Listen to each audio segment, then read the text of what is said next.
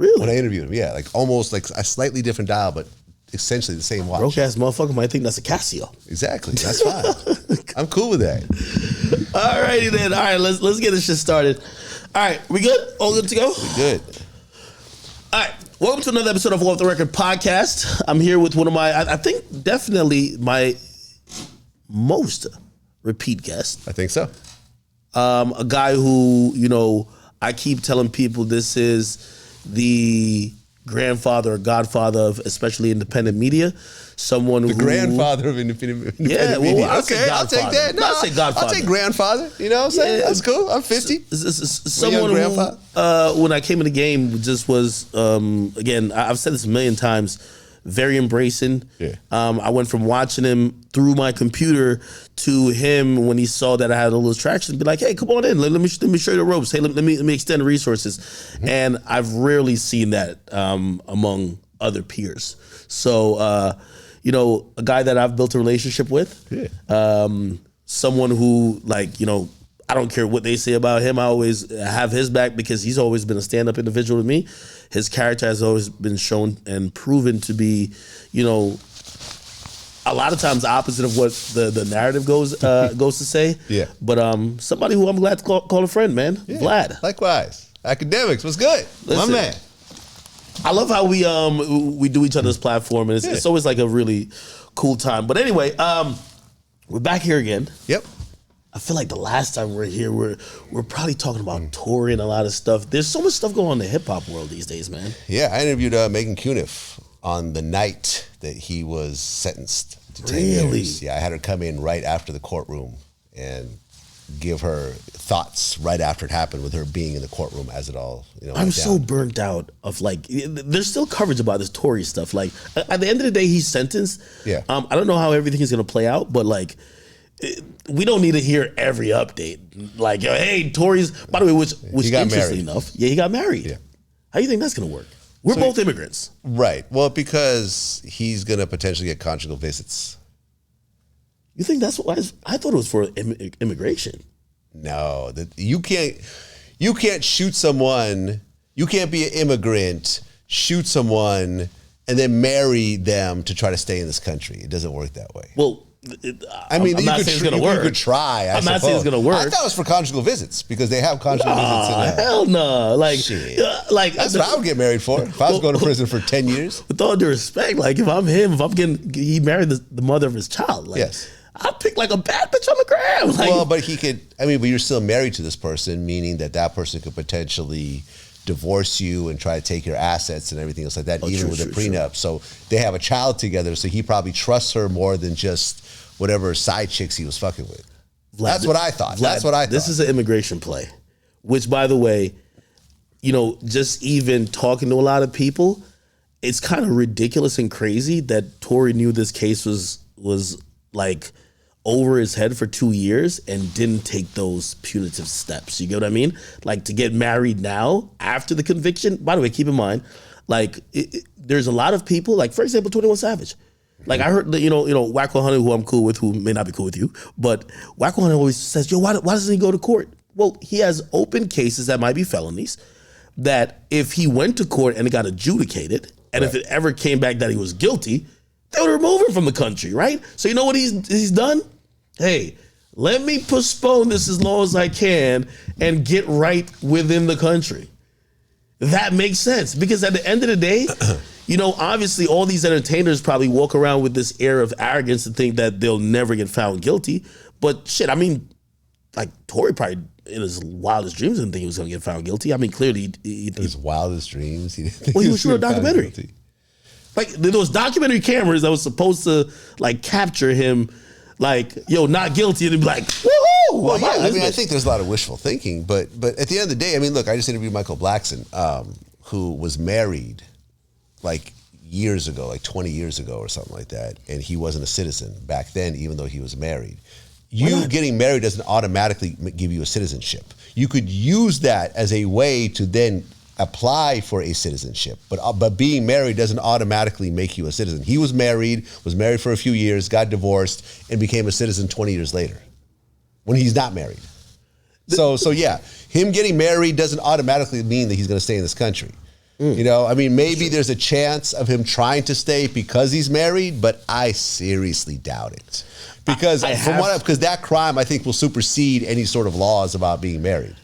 I'm in agreement with you with that, right? Because like the laws would be just fundamentally broken if you could just get found guilty. How many Jamaican deportees have you heard of? My uncle got deported. Exactly. So you don't think that all these guys after catching a body would just get married and stay in this country? Like, now I have a wild theory. Okay. I think the theory is I'm getting married. I'm hoping for the appeal. The appeal essentially throws out the conviction. Okay, and then I can stay in And this then country. now, technically, I got married. And by the way, you know, he showed that apparently he owns a lot of businesses. You know, everybody we give back to charity.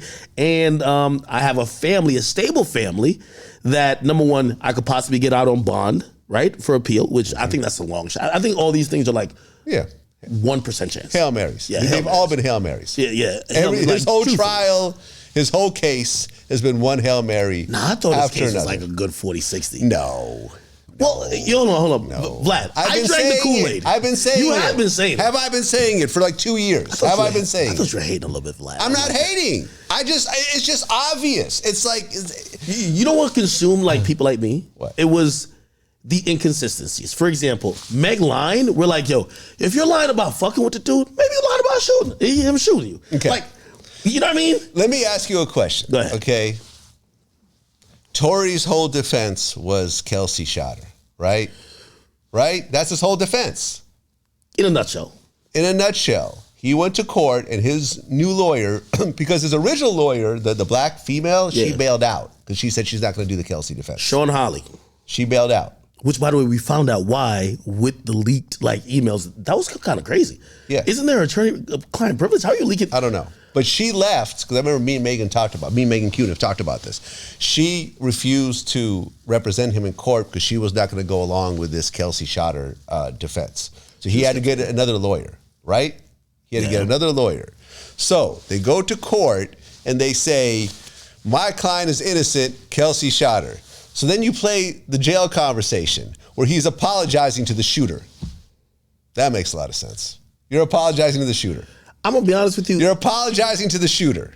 That audio. How do you get over that? You're apologizing to the shooter. Has aged horribly. I'd be like, bitch, why did you shoot her? Why did you shoot her? We was just arguing. Why did you pull out the gun and shoot her in the foot and say, dance, bitch, while I was standing in the car minding my own business? Yo, listen, I was That'll be my jail come back from a family barbecue. Bitch, why is you shooting? This is why I'm locked up. What the fuck? Okay. I'm in jail right now because of you. Okay. The fuck is wrong with you? That would have been the conversation where I would say, you know something, maybe Tory is innocent. No, devil's advocate. Tory's a street nigga. He can't say that shit over a phone. Come on now. Okay. Come on now. But he's saying, I'm sorry. I'm sorry. He's giving all the fucking evidence that put him in prison. Well, he's sorry because he was smashing both women, playing them for a fool against each other. Yes, that's the that story. Instigated the argument. That's the story that he told that no one bought, that the jury all disregarded. I'm gonna be honest with you. Unanimous jury. Unanimous. It's fine if you call me delusional. I still think I have like I'm gonna say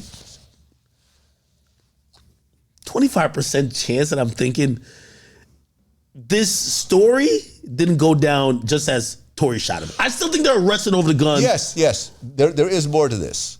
But we have never heard Tory, or anyone else for that matter, say what the other side of the story is. It's just that my client is innocent and we think that the other girl shot her. But at no point is there a breakdown as to what happened. Because Tory shot her. That's why. And that's why he didn't take the stand. You know and that's why he's found guilty and he's got 10 years. And hold on, before you say this, I had a long conversation. I can't say which lawyer, but off the record, I had a long conversation with a lawyer that's in LAPD, the LA court system every day. They work out of LA. They know that judge personally. They said, this judge is actually one of the most reasonable judges in that whole system. They started, I had this one case, domestic violence, we got probation. This other case, really serious violent situation, probation. They were like, if I was Tory's lawyer, I could have easily gotten 1 year jail, 5 years probation in the very beginning. Because right when it happened, remember, Megan wasn't cooperating. She was still trying to kind of protect Tory in a certain type of way. You can't do that though if you're Tory. What do you mean? you got to worry about immigration and also your career's like. But at that point, in the very beginning, when Megan wasn't cooperating, the details of the case was fuzzy. She wasn't mad at Tory and basically like going on a tirade about him. He could have approached the DA and said 1 year, 5 years probation. Let's do the plea deal. Good. I heard there was done. a plea deal kind of up in the air. I don't know if it was officially presented, but I heard that there was a plea deal. He was not going. He was not going for it, and ultimately, instead of taking the 1 year, he's now doing 10. And according to the story, he'll do about 66% of that. Everyone's like, oh, he'll be out in a year. No, he won't. 66%. With time served, he'll be out in 2029. Unless he gets in trouble in jail. Hey, still, I still think the bigger thing is, will he stay in the country? Will he have a career afterwards? I think that's all up in the air. I think he'll get deported. Whether he has a career, I mean, listen, he still has a following. Canada is obviously where he's from. He's got a big market there. I mean, Europe, I'm sure he's got a big market there. America can still, it's not like his music will be banned in America. He just won't be able to physically come here. But he'll be able to release music and American fans can still listen to it. Tory Lanez's career cannot survive if he cannot come to the United States. You think so? I don't know. Yes. I don't know. This is sort of unexplored territory. All right, okay. Everyone thought Gunner wasn't going to be able to make a comeback. And look, he's got a number one record. We're going to talk about it because here's my thing. I hate even some of these Gunner arguments. Okay, we're not saying people are going to be like, no disrespect to him, but like Delonte West at the 7-Eleven, like begging for change. But we're just saying like your career will never be what it was before. Like it's actually bigger than what it was right now. With Gunner. What? No, it's not. You bugging. Fuck You Mean is his biggest solo record ever. That's one song. Hold on, one song that's actually propelled by TikTok. His album sold half what the last album sold. It just shows you general consumption. Okay, well that song though became his biggest song ever. Yeah. So that's a pretty big step to where he was. And that's the biggest solo Gunna song ever. Well, will he ever have another album that will sell like that? And will he have another song? Well, that's the piece. But hold on, let's do the Tory thing for a second, right? Yeah, let's go. We're gonna get to it. Yeah. You know what I realized about that case? First of all, there's completely different. And by the way, I watched some of these trials on my live stream, and I watched sometimes even the reporting on it. Like for example, I watched Megan Cutterflight come out of court, or Lawyer for Workers, or other people, Milagros. They came out and they were giving their summation of kind of what happened. And I'm gonna be honest with you, and this is maybe why, and I want your reaction to this. Maybe this is why Tory went to trial with it. I was 0-2 for these two trials. I thought 100% Melly was gonna be found guilty, mistrial. Tory, I'm not saying 100%. I leaned towards not guilty. He was found guilty.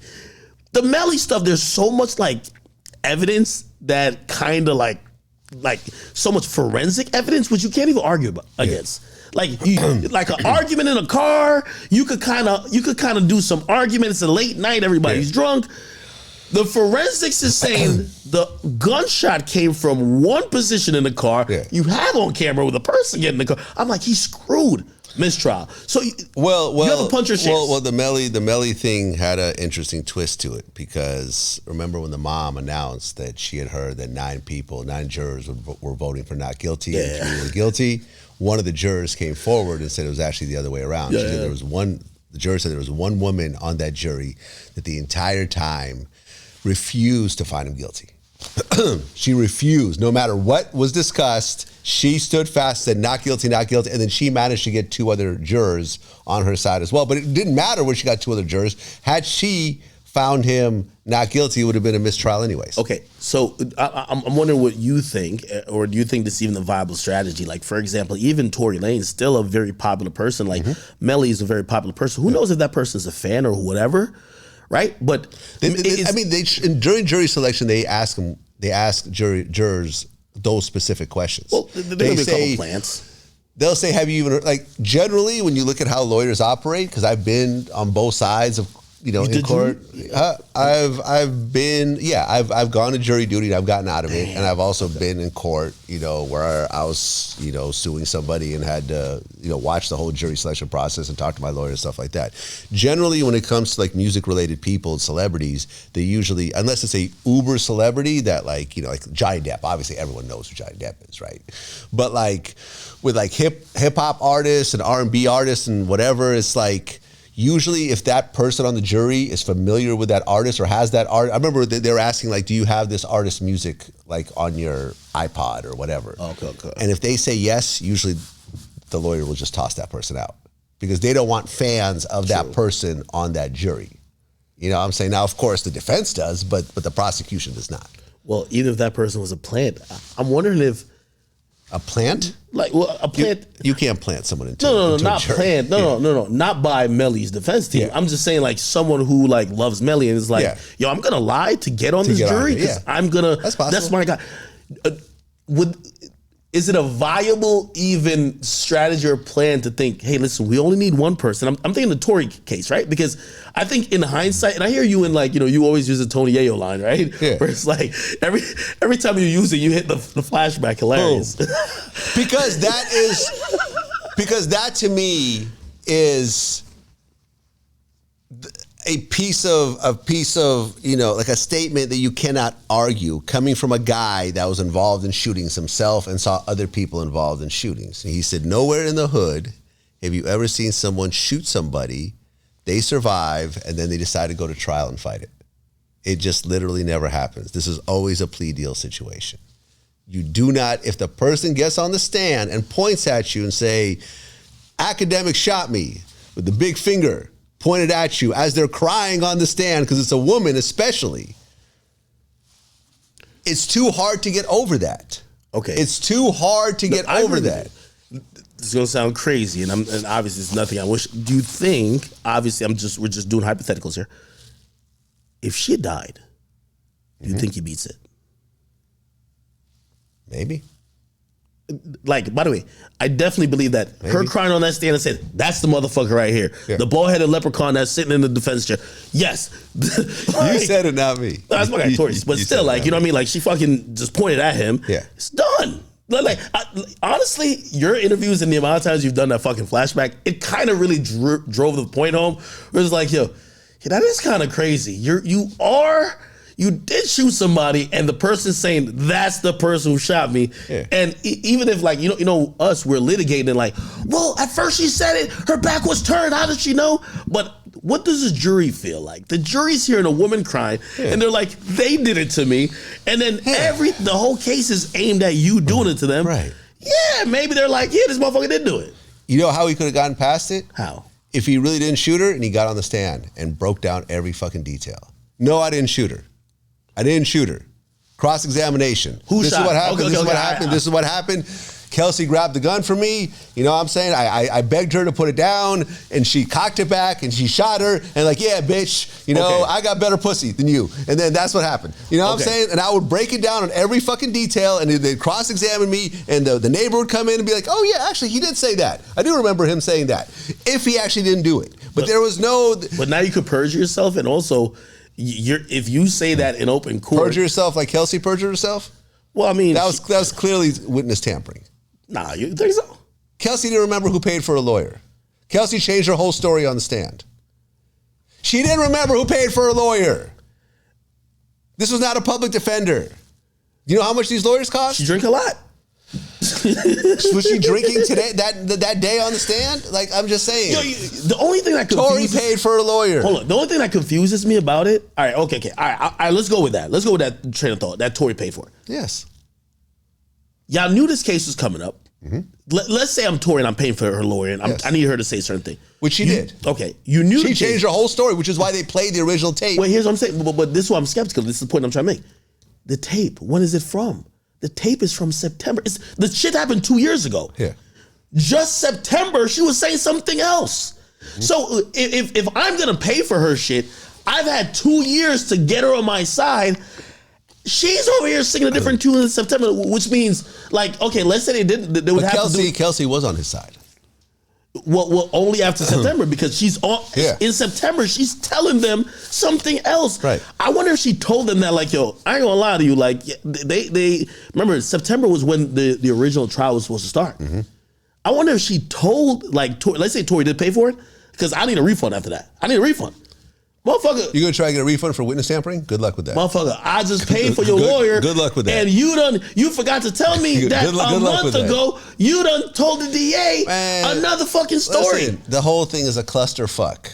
Like, you have no control over what the fuck happens. You know what I mean? What should have happened was... How much do you think she got paid? Let's just hypothetically. 100,000, maybe. 100,000? I don't know. 100,000 and legal fees. I'm just making up numbers at this point. It's not like she's rich it's not like she's Megan. It's not like she has an income. You know what I mean? I'm not saying she's unemployed. I'm just saying she's not Megan the Stallion. She's not making millions of dollars. She's Megan's friend. Are you a conspiracy theorist or no? No. Okay. No. I'm gonna throw something in the air. You tell me if you would even bite. Okay. Kelsey, her husband, is an executive at 1501. Yeah. For Meg's label. Yes. Meg's label, called Crawford, the owner, during that time is publicly supporting Tory, right? Like, oh yeah, free him type stuff. Yeah. Maybe that's how that connection Maybe. Yeah, maybe. Yeah, Vlad believes in UFOs. We got him. He's a conspiracy theorist. I mean, but that kind of makes a little bit of sense. So she's sort of siding against. Yeah, because she's helping her husband. She's helping her husband. Well, I don't know if it's her baby father or husband. I'm not sure if they're married. Yeah, okay. Well, she's helping she has a baby together. By help furthering the label by kind of tarnishing Meg and help. Hey, kind of crazy. Yeah, I mean, it might be that as well. I don't know. My whole thing is that I haven't heard any sort of anything in terms of if he didn't shoot her. At no point have I heard a really solid piece of evidence of who did. And that's why he didn't take the stand, because he would have gotten torn up on the stand. Were you surprised that Meg was like, throw that motherfucker under the jail? Like, she basically said, spare him no sympathy. I mean, he made an album about her. Shit was slapping, though. Did you listen to the album? No. That was but I did listen to some of the songs. I think you're on the album. Oh, he mentions me? Yeah, no. So there's a super cut, the intro. I got to check it again. I know Ebro's on it. I'm on it. It's like all the media people who's ever talked about it. Really? Or like a lot of the interviews, they just cut it up. Like, I didn't get my. Don't sue him or nothing. I didn't get my licensing fee. Hey, Tory, you might owe me a few dollars. No, don't do that. You might owe me a few dollars. Yo, you might owe me a few dollars. Me neither. I was just like, yeah, okay. But you're his man. No. Because I was on Playboy Cardi's album and they sent over, Interscope sent over proper paperwork. It was like, motherfucker, whatever you say, you don't owe no more. Labels have licensed my interviews before for interviews. Tory, you have no sympathy for him? I don't have any sympathy for someone who continuously denies the truth, even to this point. Even to this point, like after he got convicted, he said, "I'm an innocent man. I'll never admit to it." Blah blah. I can't have sympathy for someone who takes no responsibility for their actions. You know what I'm saying? Okay. That's my thing. If Tory had been like, "Yo, I'm so sorry, Megan, I'm sorry. I fucked up. I was drunk. I didn't mean to shoot you. Shit, we were tussling over the gun and it went off. I'm very sorry." It's like a wild whatever. Yeah, man, listen. At that point, I would have a lot of, everyone makes mistakes. I would have some sympathy. But if you're like, he's like the Donald Trump of hip hop. It's like, the election was stolen. I didn't do anything. I'm an innocent man. They're trying to get me. So it's a witch trial. Like, you know what I mean? Like, you can see the similarities both ways. So no, I don't have any sympathy for someone who is just denying everything. I mean, he wrote in the song, in that album, he said, how'd you get shot in the foot if there's no cartilage or bone get hit? Bone of tendons, yeah. But she really got shot. The doctors took the fucking stand. They had to operate on one foot, and they actually managed to get the bullet fragments out of the other one without an operation. Well, here's the thing about hip-hop. They're looking at it as if the bullet ricocheted and split and a piece of shrapnel got caught in your foot, that's not really you getting shot. You getting shot as the entire bullet passing through your foot. Doesn't matter. If you're shooting the ground and a ricochet hits you in the foot, you still got shot. Yes. She was twerking very shortly you after. You shouldn't be shooting. 40s. Yo, bro, listen, don't shoot a gun off around me. That is true. Okay, I agree with that. I will call the police on you. Yeah, if I get hit, I'm going to call the police on you if you shoot me. Fuck all that. Like I'm not playing around. Like I don't function by these, Boosie street rules and stuff like that. That's my man, but that's he's not only me. hot because of Jack Harlow. She disrespected and she said he's a 5-foot midget. Like, come on now. Like, no. All right, no, I'm not justified. All right, okay. Anyway, listen. Everybody know I rock with Tory. I'm holding on to that 25% of chance that maybe didn't do it. Yeah. I do wish Meg healing energy, and I do think eventually she's going to come back in a huge way. Yeah. Whatever. Like, I feel like later down the line we'll have a documentary that tells us a little bit more than what we know now. But the jury has spoken. It is what it is. It is what it is. It is what it is. Okay. Boosie, speaking of which. Yeah. I watched your video. By the way, you and Boosie interviews. I think I can't name, if I'm going to name interviewer and interviewee as the best 1-2 combo, I think you and Boosie got number one. Yeah. Yeah. I ain't gonna lie. I might give Sean Cotton and Charleston White. Charleston White. Like they're a combo. They're a combo. Yeah, they're a combo. Yeah. You and Boosie definitely have. Do you feel bad? And I said this when I was watching. I said, "Damn." I'm like, I feel like Boosie just doing what he normally does in your interviews is like now getting him caught up like in like the family stuff happening, like because like he's also reacting to some of these stuff. Yeah. And I'm wondering if. I remember even thinking about it when the snitching thing was a conversation, and there were certain situations where he had to like comment on T.I. and stuff. I'm wondering if he's like, damn, if I didn't do that fucking Vlad interview, I wouldn't have to diss T.I. And then now I'm having ramifications. Do you ever feel like, oh man, he's getting shit for shit he said in the interview? Because most of the content is coming from the interview. No, because you have to know Boosie. Like Boosie doesn't have a like character presence, like you know what I'm saying. Like Boosie, my conversation on the phone with Boosie are the equivalent of my on camera conversations with Boosie. Really? Yeah, like he's the same person. One guy. Yeah, no, how people be like, no, I'm real. No, like really, like Boosie, like at no point. The only reason, like for example, the T.I. shit came out about how he felt about the snitching shit, which ultimately I guess T.I. was able to prove that was just like a hypothetical situation. It just so happened that I asked a question. It wasn't that I provoked his answer. The answer was already done. I would just happen to be the first person to ask. Boosie goes on Twitter and Instagram and says the same shit that he says in my interviews. But I do wonder, like, does he ever, like, even at this point, be like, yo, Vlad, don't ask me about this. Like, not cases, obviously. Like, if it's clear, but if he's like, yo, Vlad, don't ask me about T.I., bro. Please, bro. Let's just go. Let's move on. If he would have said that, I would have cut it out. But does he ever kind of like give you like limits? Like, yo, bro, could we not talk about Kodak or something? No, but he will do something like if I ask about open cases, other people's open cases, he'll be like, I don't want to comment on it really because it's an open case. I don't want my words to somehow influence anything. But for example, like with Tory, he didn't say much until he was convicted, and then he was able to say more stuff. But nah, man, Boosie's Boosie. Like, I just happen to be the person in the room asking the questions. But Boosie is consistent in everything he does. Like Boosie's just a different type of human being.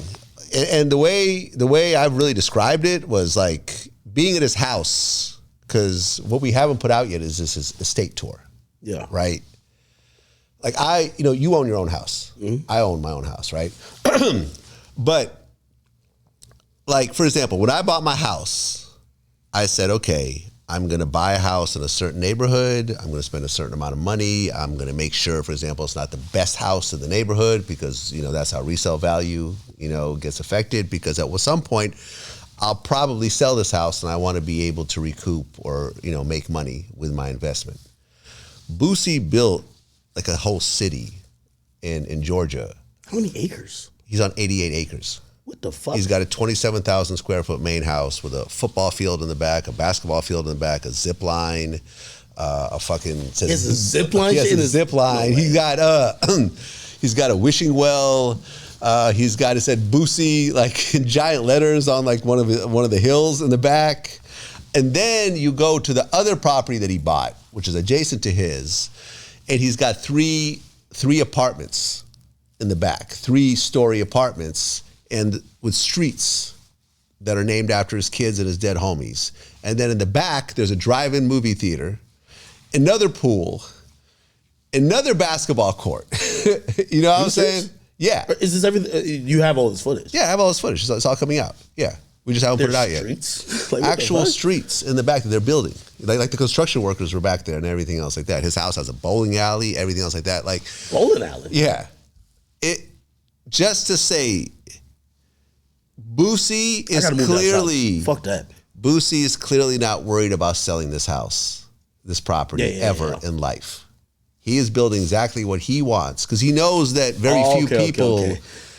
Like who would buy something like this? Hey, you know, I thought about that. So I built a basketball court and I like indented like my name in it. I was like, I don't think if I sell this, they want my name right there. You know what I mean? They probably take, but he has he has two basketball courts. Like, you know what I'm saying? And like, you could tell with Boosie, like seeing that in person, because I'd never been to his house before, but I actually flew down into Atlanta to actually do this. He is all in. He's paying for all this with cash. There's no mortgages, there's no loans. It's like all the money he makes from his shows and whatever else he does, he just pours it into his house. You know, he even sold some of his cars to pay for some of this stuff in the back. So it's just like seeing someone who's all in their own dreams and their own ideas is something I haven't experienced before. Because most people are sort of like, okay, I got 1 foot in, 1 foot out. Yeah, I'm buying a house, but I may have to sell it one day. Yeah, I'm doing this, but yeah, you know, I don't know if I really want to do it. No, when he's in, he is fully committed, 100%. He's not married. He's not in like a super serious relationship. He doesn't live with a woman. So it's like there's no one else that's part of the decision-making process except for him. So how many people live there though? Well, he's got 8 kids, but his kids usually come for the summer. His son lives with him. 80 people there, like 800. There's always people coming in and out of the house. It's an interesting house. The door is essentially always open. There's like assistant, family members, his artists are there. They're hanging out. I remember I interviewed this new country artist. He said he pulled up in his bus. He was homeless. Boosie let him, you know, stay. He has a tree house his family was staying at. Like it's wild, man. And he's building more shit because he's got more land. Okay. So what I'm saying is, me or anyone else can't somehow evoke Boosie to say something that he wasn't already feeling and is going to stand behind. Boosie has never, ever pointed the finger at anyone and said, oh, I'm in this position because of something you asked me or something like that. I like that about him. Yeah. And he stands on it when you do ask him about these things. He always absolves you and be like, yo, listen, no, Vlad, like me and Vlad, we have our relationship and Vlad has never been the person that has ever made me be in any predicament. Yeah. But, you know, of course, the internet then starts with, well, you know, because he caught that recent charge. Of course. How does that change, like, the dynamic of, like, the conversation at that point? I mean, it doesn't really change the dynamic of the conversation. I'm aware that he has an open case, right? So, like, if we're hanging out, I'm not going to ask him about the case. I'll be like, are you good? Everything cool? But I'd be like, I never be like, yo, man, so what really happened? You know, why? And it's like, nah, like, because I don't, you know what I'm saying? Like, I respect Are him. you nervous about those conversations, especially like again, you know, I told you some stuff off air, but I was like, with people that I know, especially if I have a relationship with them, especially if there's an open case and like, say we used to have free-flowing conversations on camera or whatever, I never want anything you say to me out of maybe comfortability to be now used against you to either get you indicted, get charges. And I'm actually a little bit more cautious about it now because I've even told people like, I know you feel like you're clear from whatever, but let's not talk about it. Let's wait until that we all the way know you're clear. Or tell your lawyer to hit me that I could know that whatever we're about to talk about is going to be completely devoid of like maybe some ramifications legally. I wouldn't talk to him about it, period, on the phone or in person, because you never know who's listening. You never know what's being recorded. You know what I'm saying? Like, that's his case. I'm not part of it. I wasn't there. I wish him only the best. And, you know, because of his case, though, when we did that whole interview, before we even start editing it, you know, I have a relationship with his lawyers. Okay. You know what I'm saying? Me and his lawyers have been really talking since day one because they know about how close we are and they wanted to get certain information out there because remember they were denying his bond and everything else like that. So I ran that whole interview by them. first. They okay, listened they listened to the whole thing, and they told me if anything they felt might possibly affect something, and if that was the case, we would take it out.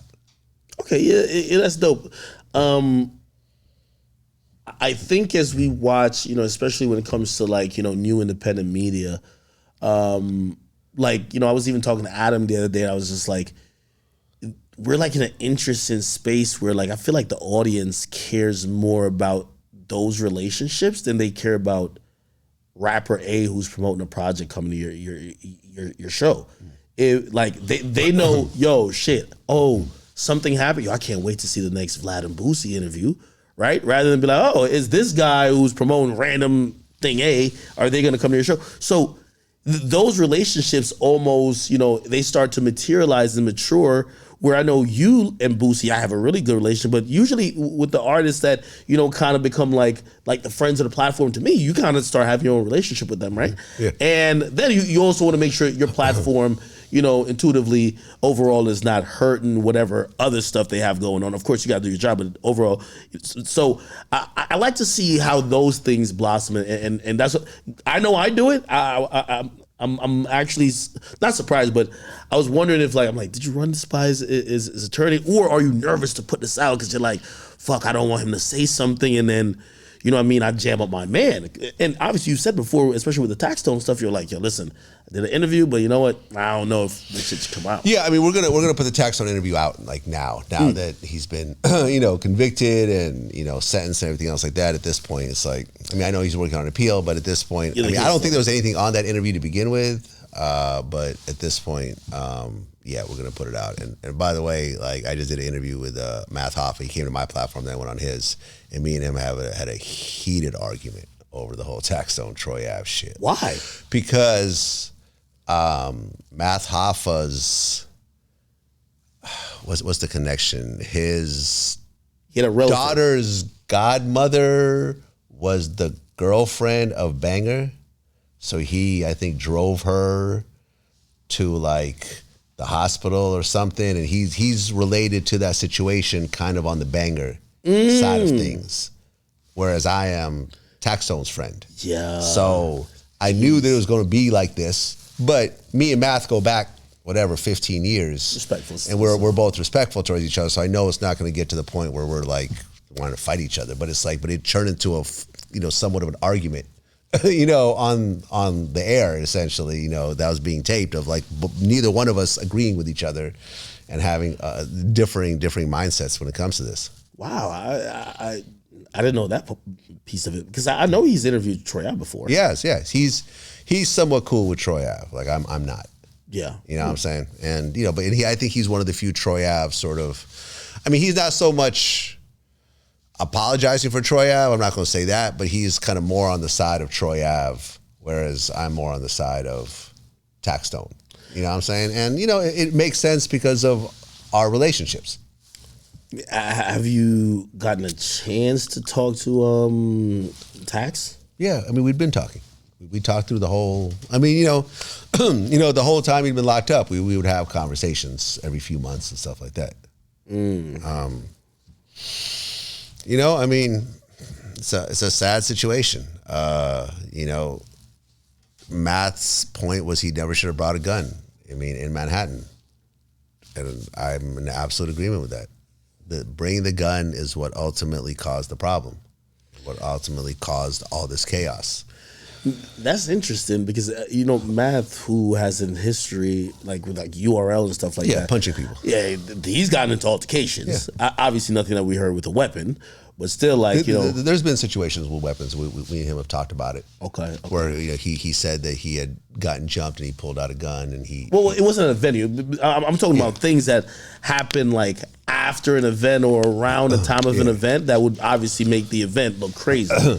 And that's kind of interesting. Wow. Yeah, I mean, it is what it is. I mean, but I understand. Listen, you're gonna, if you have a personal relationship with someone, you're gonna probably side with them. Unless you could really play devil's advocate and really take a total look over things. But listen, I mean, I know Tax Stone. We've hung out, we've done interviews, we've talked. So I understand his point of view, and I felt like if this happened in Florida, it'd be a clear state of stand your ground. But it didn't. It happened in Manhattan, where there is no stand your ground. In Florida, it'd be different. I mean, I've interviewed, you brought him up, actually, was Travis Rudolph. I did his interview. Yeah, how was that? It was intense.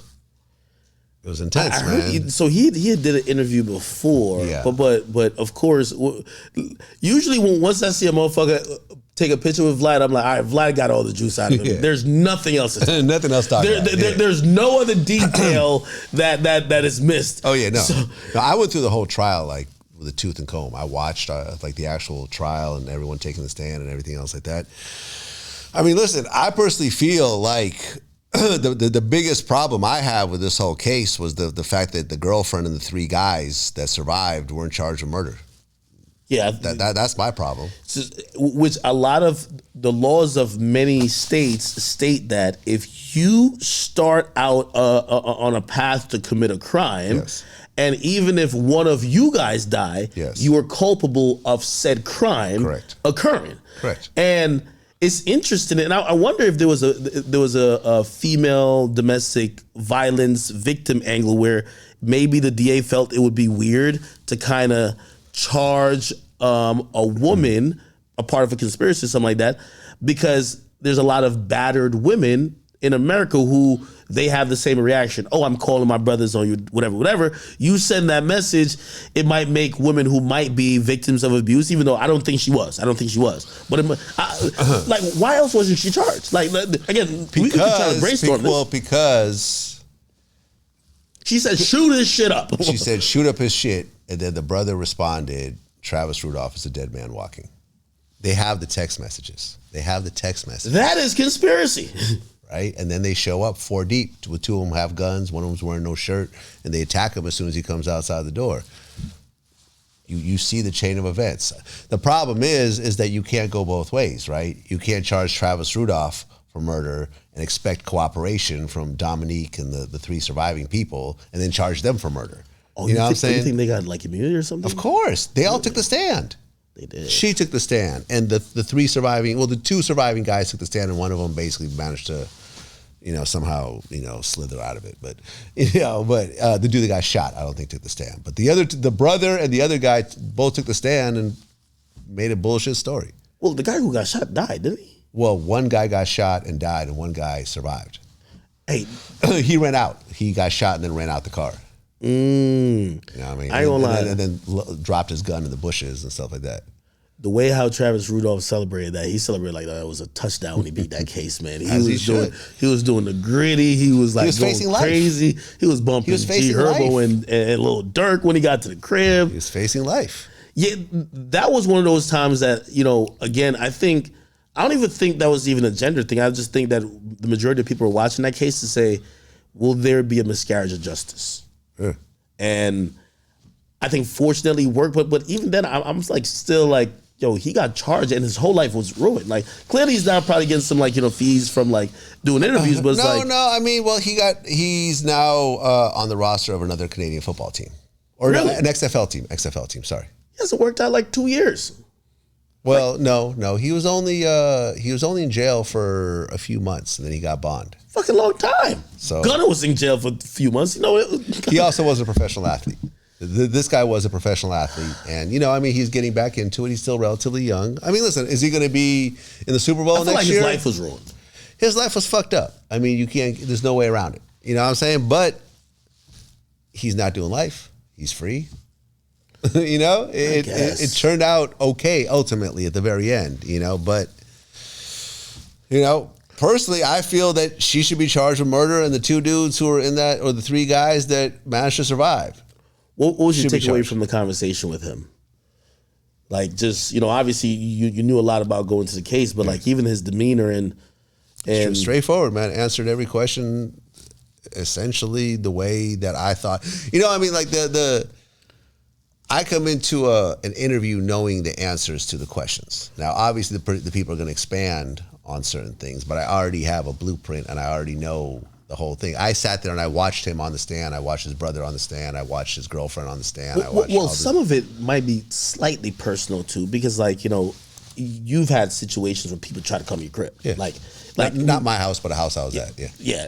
And it's like that becomes very real to you when you see other situations like that, because at the core of every man is the ability or at least the right to defend yourself and defend the place that you're residing in. Exactly.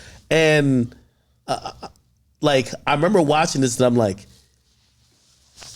they can't let this guy go down for murder. Like, the basically only way he could have not caught charges is if he died. If he got shot, they would have been like, well, you shouldn't have put your hands on her. Even though it was proven in court later on that basically he didn't happen. He didn't beat her up, but there's actually footage of her punching him in the face. On the Ring camera. Wow. Yeah. And this is multiple times, because essentially what had happened was she had like beat him up before, like a few months earlier, like in front of his mother and stuff like that. She was married the whole time. Yo, hey, listen. She was tripping out, going through his phone. He was talking to another girl, but she got a whole husband at home. Hey, all I'm gonna say, listen, hey, I'm not here denying that there's a lot of horrible men who do put their hands on women and do beat women, but we kind of have like a trail of like women who kind of get off the hook for either getting their spouse or husband or boyfriend hurt or locked up for some stuff that may have not gone down. Like, including that that little Instagram influencer from Miami who stabbed her guy to death. Yeah. Like, nothing. I think she's just cooling. I think they arrested her eventually, but it's like not much is happening there. We're kind of seeing some of these situations where, like, I think people, this whole believe women thing is taking a hit because you got some liars out here. Some of these scallywags are liars. Of course. You get what I mean? And you want to protect women, but like some of these people, like, I don't know if you see this clip. Everybody been posting it. Apparently it's an artist. She's an artist, but apparently this is a real story. Her name's Lady SB from Toronto, where she's like, well, I posted that. You guys may have picked it up too. She was like, yo, hey, listen, my ex-boyfriend cheated on me, so I called CPS on him, and I called the cops on him. And basically she admitted that she says she took joy in the fact that he had to have daily check-ins with like Child Protective Services because of how she lied on him. And she was like bragging. She was like, yo, I AI'd the lie so crazy that they had to believe it. And I was like, wow, this is like ridiculous. And she's admitted to all this now. Yeah, of course. It's going far. Like, she hit me up and she was like, hey, can I get on the platform and talk about it a little bit more? I was like, yo, this is crazy. This is crazy, If I was him, I would press charges. I would press charges. Oh, man. Yeah. Okay. About, this was on your platform. I remember you grilling me. I did say, and I still think, so I want to hear what you think now. I was saying I was feeling Trump a little bit more than Biden. He's caught since like mad charges. Yes. He's caught more charges than the entire YSL. Okay? Now, truth be told, I think these things work for him. Right. I don't think he'll ever see the inside of a jail cell. Right? I believe these things are going to work for him to rally. Obviously, his base, but I think it's rallying the idea of anti-establishment, or the establishment is down to get you. Yeah. And I think it's going to help him. Right. Well, here's what's going to happen, because I actually talked to Trump's current lawyer, and Trump is going to use the YSL Polo defense. He's going to get in court and he's going to... Nah, stop. Like, weird face. Wait, you don't think he's going to ever get locked up? I'm joking. Okay, so I had an interview that's out now with Alan Dershowitz. Who's that? Alan Dershowitz was Trump's lawyer for the Senate impeachment trial. Okay. He was also Jeffrey Epstein's lawyer for his original case where he got off with like 1 year jail time, whatever. He did Illuminati then. So he pulled all them deals out. He was part of OJ's case. He was part of OJ's legal team. What's his legal fee? Oh, I'm sure it's a lot. He did Mike Tyson's appeal. And the list goes on and on and on. He's a 80-something-year-old Jewish guy, who has a place in Martha's Vineyard, and he's met with the president of Israel, the president of Palestine. He's a big deal. This is the guy. This is the guy. Right? And like I said, he represented Trump. So Trump didn't throw him under the bus. He throws his lawyers under the bus. No. But this was the lawyer. This wasn't a legal case. This was his Senate impeachment trial, which he ultimately was found not guilty because the Senate was mostly Republican. So there's no way 2/3 was going to vote against him anyways, with him being a sitting president. So I asked him about really all the cases. And this is what he said. It's very interesting in terms of how Trump could potentially get away with this. And that is, so the RICO case is the most dangerous case. The other cases, he may be found guilty, but they're kind of slapping the wrist. He basically said that, yeah, he probably will be found guilty for the documents case, but it's like probation. Even like the espionage, there's some shit that it says espionage. I thought like when you were traded to the state, they fucking, you get killed by a firing squad. I don't know. We'll see what happens. According to him, it's not a big deal. He said the RICO case is the biggest deal. But what it really hinges on, because he represented Al Gore when he lost to George W. Bush. Remember, I don't know if you remember, this was like the 2000 election, I think, where it was down to like 600 votes. Like Bush won by 600 votes, and all those votes were in Florida where Bush's brother was governor. So it was like all this weird stuff, and they try to, overturn the election, and they basically said, listen, there's more votes out there that weren't counted, and it went to the Supreme Court. Ultimately, they lost. So he's familiar with this process of losing an election and trying to somehow switch it the other way. He said it's perfectly legal for Trump or anyone else to say, I don't think this was a fair election, and I would like to find the truth of the matter. Now, what's not legal is him saying, I know I lost, and I'm going to find a nefarious way to try to overturn it. I don't think he's ever admitted he lost. And that's where it hinges. By him not admitting that he lost, he could argue that he thinks he won. And by him thinking he won, he's just legitimately trying to find out where some of the votes that should have gone to him have gone. When I said, isn't the smoking gun like the phone call with the Georgia, DA? He keeps saying that's perfectly legal. Dershowitz said that if he was the lawyer, he would start off with that. He was saying, I would like to find the votes. I didn't say to create them or, fabricate them. I just want to find them. So what he's saying is that as long as Trump never admits that he actually lost the election, and he still says that he was the winner, and he still feels like he got robbed, he could potentially get out of that RICO. Now, he also said it hinges on the jury instructions, because if the jury is instructed, do you think that it's reasonable for Trump to think that he lost? And no one thinks it's reasonable. Everyone really does, think that he lost. Then he'll probably be found guilty. And it's a minimum of 5 years. How does he get tried? You're the former president of the United States. Mm-hmm. You're also running again. Yeah. Again, you're supposed to be judged by a jury of your own peers, but like the country's divided usually by political party. Yeah. If somebody is a Republican, they probably are more sympathetic. Like how does this thing get tried? Yeah, this is something we talked about as well. Like for example, like the case, the whole overthrowing of the Capitol building. That's going to be tried in Washington, D.C., he feels shouldn't be tried in Washington, D.C. because damn near everybody in Washington, D.C. hates Trump. Everyone in that city is connected to somebody who was either hurt in that whole Capitol building attack or, Well, Washington, like D.C. is a municipality, right? Doesn't everything, even jail or a prison, goes towards federal shit? Like if you get sentenced to prison time in Washington D.C., you go to federal prison. So I think that actually is a federal case, if I'm not mistaken. Yes. I'm not sure. I don't have my notes in front of me, but yeah, he said that particular case he feels should be, they're actually trying to put it somewhere in like Virginia and stuff like that. Obviously, they're arguing what part of Virginia, if it's even going to happen. But he feels that in D.C. he can't get a fair trial because everyone in that jury really has a deep hatred of Trump because they probably have someone they know that got hurt, during that whole uprising. True. So, yeah, man, he also said that, there's no way that the RICO case is going to be tried anytime soon. It's going to be at least a year. I think it's going to be at least a couple of years. Yeah, maybe. Like, look what they're doing to Wise Celtic. I don't think they're rushing to a speedy trial for that. And also, he's going to start an actual campaign soon. Like, we're in 2023. The election's next year. Yeah, but the judges have already said that they don't care about the campaign. Like they're not going to work the trial around the campaign. And well, on the top judge of also it, said a bunch of shit with like even the YSL. Like some shit's just not feasible, right? It's like you with have a lot of co-conspirators. It's a big and also ugly case. apparently or Fulton County, which is that's the county it's originated out of, Fonnie Willis. It's the most bogged down. It's the most bogged down court with all type of cases that's not even being heard yet. Yeah, I mean, so it's like, okay, cool. You're just gonna try to anyway. Would you be okay with a felon president? I'm cool with it.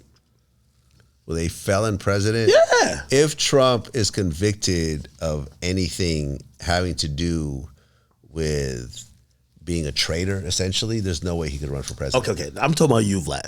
Yeah. He pardoned Lil Wayne, Kodak Black, got A$AP Rocky released from Sweden. Yeah. They were gonna have him like Brittany Griner, okay? Yeah. Like my boy was giving out stimulus checks. Come on now, hip hop. We gotta listen. I'm not a fan of Trump. I never have been, and I never will be. So you can't be voting for Biden again. If given a choice between the two, I would absolutely vote for Biden. Biden looks like he's. You don't mind he is somewhat of a walking corpse. I mean, okay. I'm not going to deny this part. Okay, I'm not going to deny this part. Should we? Am I happy with Biden? Not totally happy with Biden, but I like having Biden around more than Trump. Should we start pushing for a max limit on age? Like, yo, we got dudes freezing up. We got dudes that don't know how to walk. Like, come on, bro. Like, at a certain point, we might have to be like, yo, listen. Once you're pushing 80, it's over. I mean, I'm not against that. I think that there probably should be because you technically could have a 100-year-old president, right? Right? But then depending on how you live your life. Trump seems like he still has it. Man, like, listen, Biden looked like he's a space cadet. Listen. I met up with one of my old friends from college. Yeah. He's 50 years old, just like me. Our birthdays are a month apart. He pulled out his top and bottom teeth while we were having lunch. What the fuck? You know what I'm saying? Like, you look like you're in your 40s, though. Yeah, I take care of myself. I work out. You know what's so funny? I have all my teeth. You know what's so funny? I forgot why I was Googling you, right? Which, by the way, a pro tip, you should, like, the old pictures of you, you should probably, you could probably just get them. They thought, like, the older pictures of you, first of all, they didn't recognize it was you. And then the next thing they said you look younger now than then. Who is they?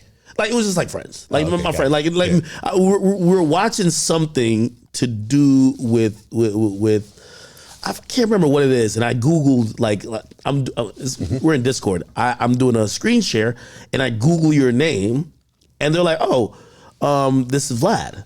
And like, some people for whatever reason still don't know how you look. And I was like, yeah. And then I scrolled down to something and I was like, oh, this is an older picture of him from like way back. And they're like, no, it's not. I'm like, no, it is. And they're like, oh, he looks younger now. I think you just like, you've done just a pretty good job of.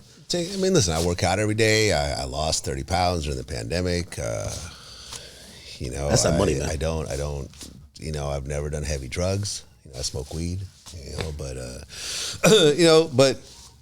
at 50, he has no top. I mean, he pulled out his teeth at lunch to show me, you know what I mean? Which is, drug use over a long period of time.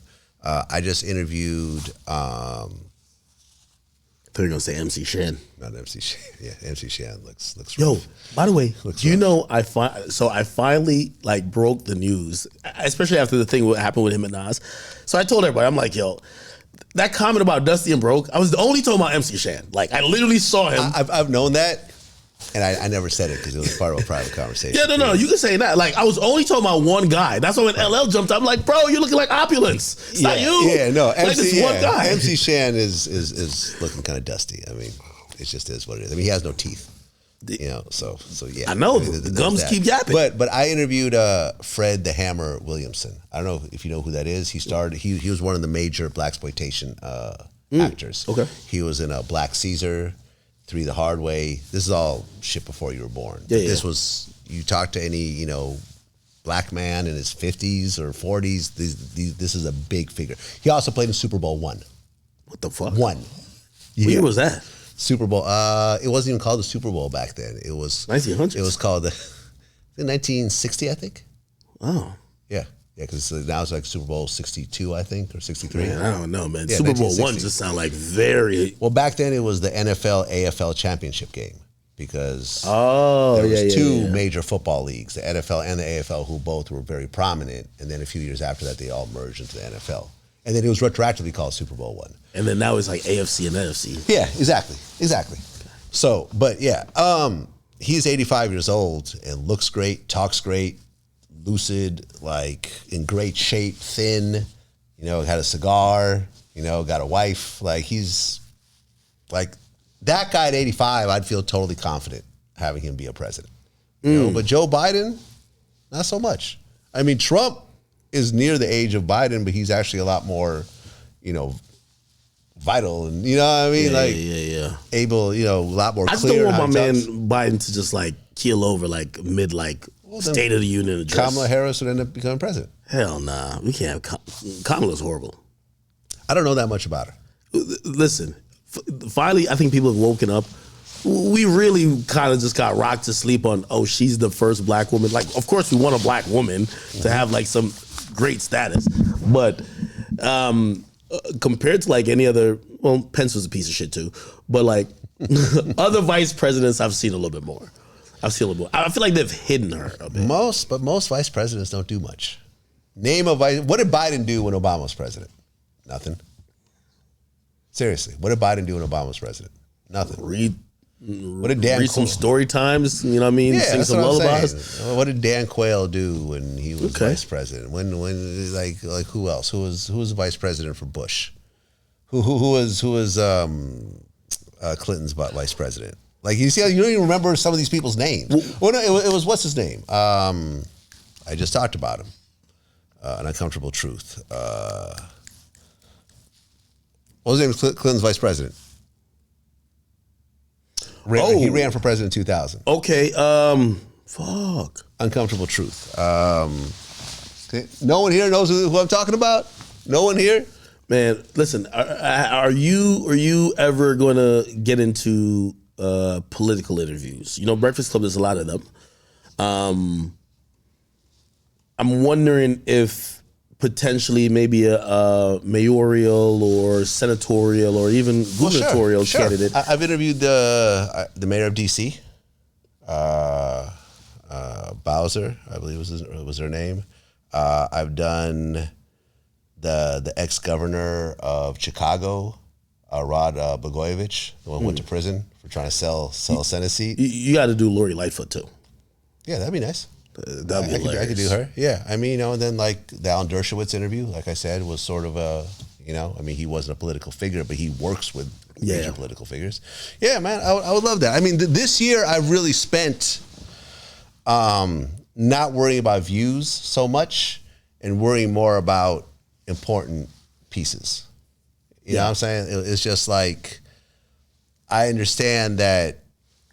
Well, you're winning the catalog game, so the views is going to be there. Yeah, like finally the game has, I've always said, and I told you this, the game is now in the algorithm, or not algorithm, but like finally where new media is like, finally we're getting like all the things due to us. The person who has the most extensive catalog that seems to be the most evergreen is going to have views, right? Yeah. Like, I mean, that's been my plan the whole time, right? But I understand that some of these interviews, like Fred Williamson, you didn't even know who he was. But like, for example, Chuck D, he hit me, was like, yo, you got Fred fucking Williamson? Are you serious right now? Yo, like I love you for this shit, man. Because he was such a huge fan. But, Chuck is like 60, so he used to watch him on TV, play football, Are people pitching you these things, or you're like, you pick very key individuals that even if we don't know at the time, like for example, like I watched the whole, well, I mean, obviously I know him from like the Fugees and shit, but like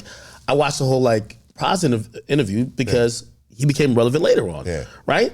How are you kind of like pick, because you'll have certain people on that maybe I don't care for them at the moment, and it's like you forecast, or maybe you're tapping into some other shit knowing that, hey, this is probably gonna turn into national news and everybody's going to want to know this person's story. Well, I mean, with Praz, I had no idea that he was going to get arrested a few years But later. you asked the right questions. You kind of like, you knew. You knew, Vlad. No, I didn't. I Vlad, honestly you didn't. knew. No, I didn't. Vlad was asking some questions like, yo. I did not know. I did not know. But, you know, when I interviewed him, I asked him about the whole, I forgot what it was, like $1 million donation to the Obama campaign or something of that sort. He was like, yo, how'd you know that? And I'm like, well, we looked it up. It was public knowledge. I had no idea that he was going to ultimately get hemmed up with that whole Malaysian dude. I didn't even know they were connected at the time. But, you know, I mean, now that it happened. But I can't predict the shit. But, I mean, as a whole, it's always been like this. We've never really been cool with the record labels like that. With the PR department and the record labels and the publicists have, you know, remember the whole thing that happened with the publicists at Warner Brothers who, you know, that one woman who said she's blocking all my interviews and I put her on blast. Like that's almost been a regular with me and the labels, like for the whole 15 years that we've been out there. So we've always had to find alternate people to interview because we don't get included in these media runs 99% of the time. So we're like, fuck it. If y'all don't want to work with us, we're going to find people to work with. And that's what we've done. We've had to, you know, think outside the box. Yeah. So speaking of just like how the media is now, I don't know if you've watched this. And actually, I asked him about you when he was here. Elliot Wilson. Okay, yeah. Elliot Wilson. We're supposed to do something later on in the year as well. Me and him, start talking again. He's gotten some fire stoked under him ever since I think the list came out. He's been doing much more stuff. You know, also popping his shit too. Like, you know what I mean? He's definitely a legendary journalist. Yeah, he's an OG in this game. And he was doing it before me. You know what I'm saying? So and shout out to Elliot Wilson. Yeah, shit. he's been doing way before me. I used to read his magazine, Double XL, from the very first issue. That's crazy. Yeah, I never read the very stuff. first issue with Jay-Z on the cover. Elliot Wilson, I believe, was the editor-in-chief at the time. Or he was part of it. I think he became editor-in-chief a little bit later. But yeah, I've been a long follower of Elliot. So what happens is that apparently, you know, Drake gave him like 6 or 7 interviews. I didn't even know it was that gave much. him one, I heard. No, it's multiple. They did a Crown interview. They did a one at his house.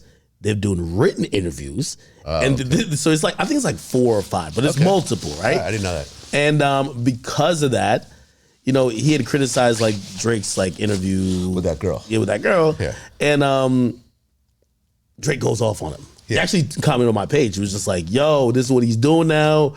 He's like, yo, and he says something of the sort, and he's like, yo, watch the new generation take over or something like that. Yeah. He's like, yeah, take a back seat, you know, OG, you know, the youth got it or something like that. Yeah. What did you think about that? But also like extrapolate that to you, because I think all of us in media, we always either think about or wonder. Let's say you're just doing your job, and then the biggest rapper or a very relevant rapper just calls your platform out or calls you out. How would you have dealt with it, and what did you think about what he said to him? I mean, I get called out by rappers all the time.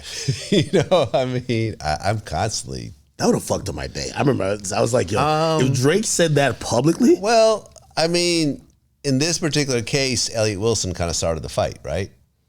Yeah, I guess. Yeah. Drake was minding his business. This girl was minding her business. Elliot's name... Well, he probably feels these old interviews. Well, you could feel that way, but that's just not true. You never feel that? No.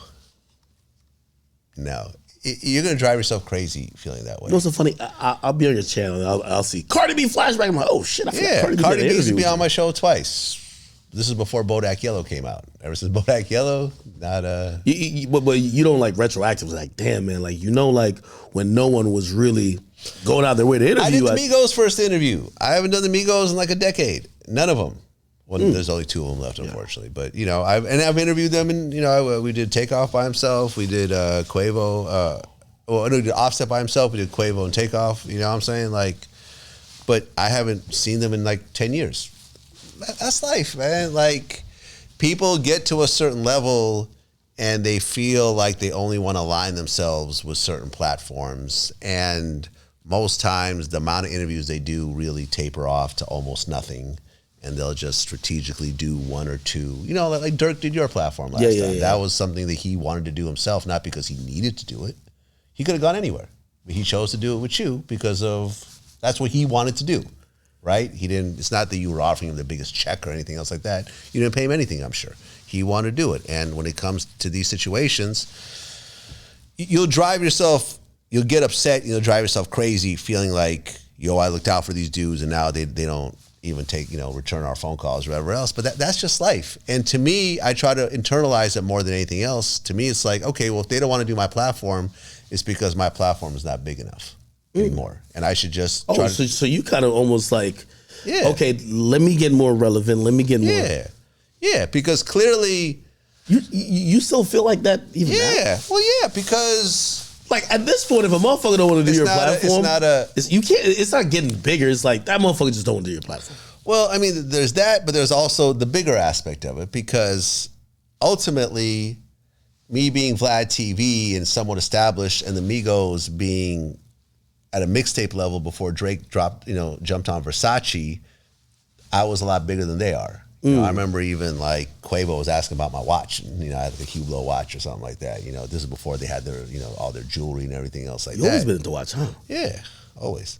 But now, if you ask the average human being around the world, have you heard of Vlad TV or you heard of the Migos? The Migos are a much bigger entity than Vlad TV. For me to think that I'm bigger than the Migos just because I've been around longer would be stupid. So I'm a smaller entity now than they are. So they are the ones that are really doing the decision-making process. Whereas, and it's interesting. You view it on a very like non-emotional, transactional level. I think a lot of people view it as, yo, I gave you your first shot. You owe me because I ain't had to give you that. Nah. You're going to drive yourself crazy doing that. You're going to drive yourself crazy and you're going to end up beefing with people and you're going to end up getting upset and it's not going to go anywhere. At the end of the day, it's all a business. These are all business transactions on some sort of level. Like when people say, oh, we gave you your first interviews and, we never charged you and you did it for free. It's like, no, you came to my platform because it was a big platform. You wouldn't have done my interview if I had 1,000 followers. You did it because I had 3 million followers. And the interview came out and millions of people watched it, and you probably had some business opportunities because of it. Like my man Jason Weaver got all types of TV and movie roles after doing my interview. Yo, I ain't gonna lie, you got Yayo lit out here. No, obviously, I'm not taking away from him, but like this is his words.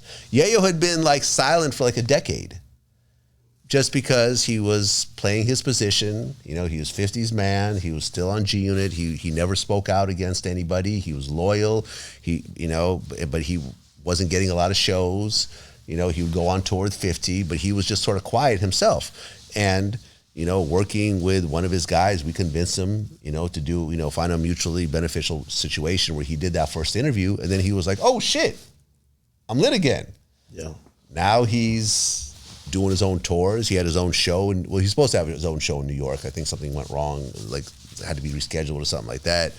He had his own. He's putting out more mixtapes. He's doing other podcasts. He's doing other interviews. He's definitely way more visible and relevant. Remember, he did Breakfast Club and put like this. Yeah, I know now. Like if I see Tony Yayo's name pop up, I'll click it. Yeah, and that trust came from the content he's doing. Yeah, and I've had to also I've had to sort of work with him to open up. Because if you look at that first interview, he's very guarded. Yeah, you know what I'm saying? He doesn't want to talk about other people, blah, blah. And it's kind of like... Well, him and you got a rapport now. We do. I like when he cuts you out. Yeah. I like when you're Vlad, you bug the fuck out. Shut the fuck up, Vlad. Yeah, I like that. Yeah. Like that. Well, because we actually have an actual relationship. Had I not flown out to New York last week, I would have gone to the 50 Cent show in LA. I was actually looking forward to doing that, and then I had to travel that day. So. Shoot, you better be happy you ain't go there. You might have got hit with a mic. I know, right? Bam. Yo, yeah, man. Your Adam22 interview, man. Yes. Listen, Yes. I'm gonna be honest, Vlad. Let me tell you this.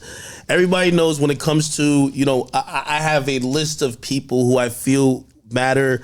Of course, when it comes to new media, my two white counterparts are you and Adam. Do you feel, by the way, before you go on, Van Lathan was on Adam's show and he said that black people don't care about No Jumper. Do you agree? Well, he's talking about it in a different context. He's not talking about people who care about the content we're consuming.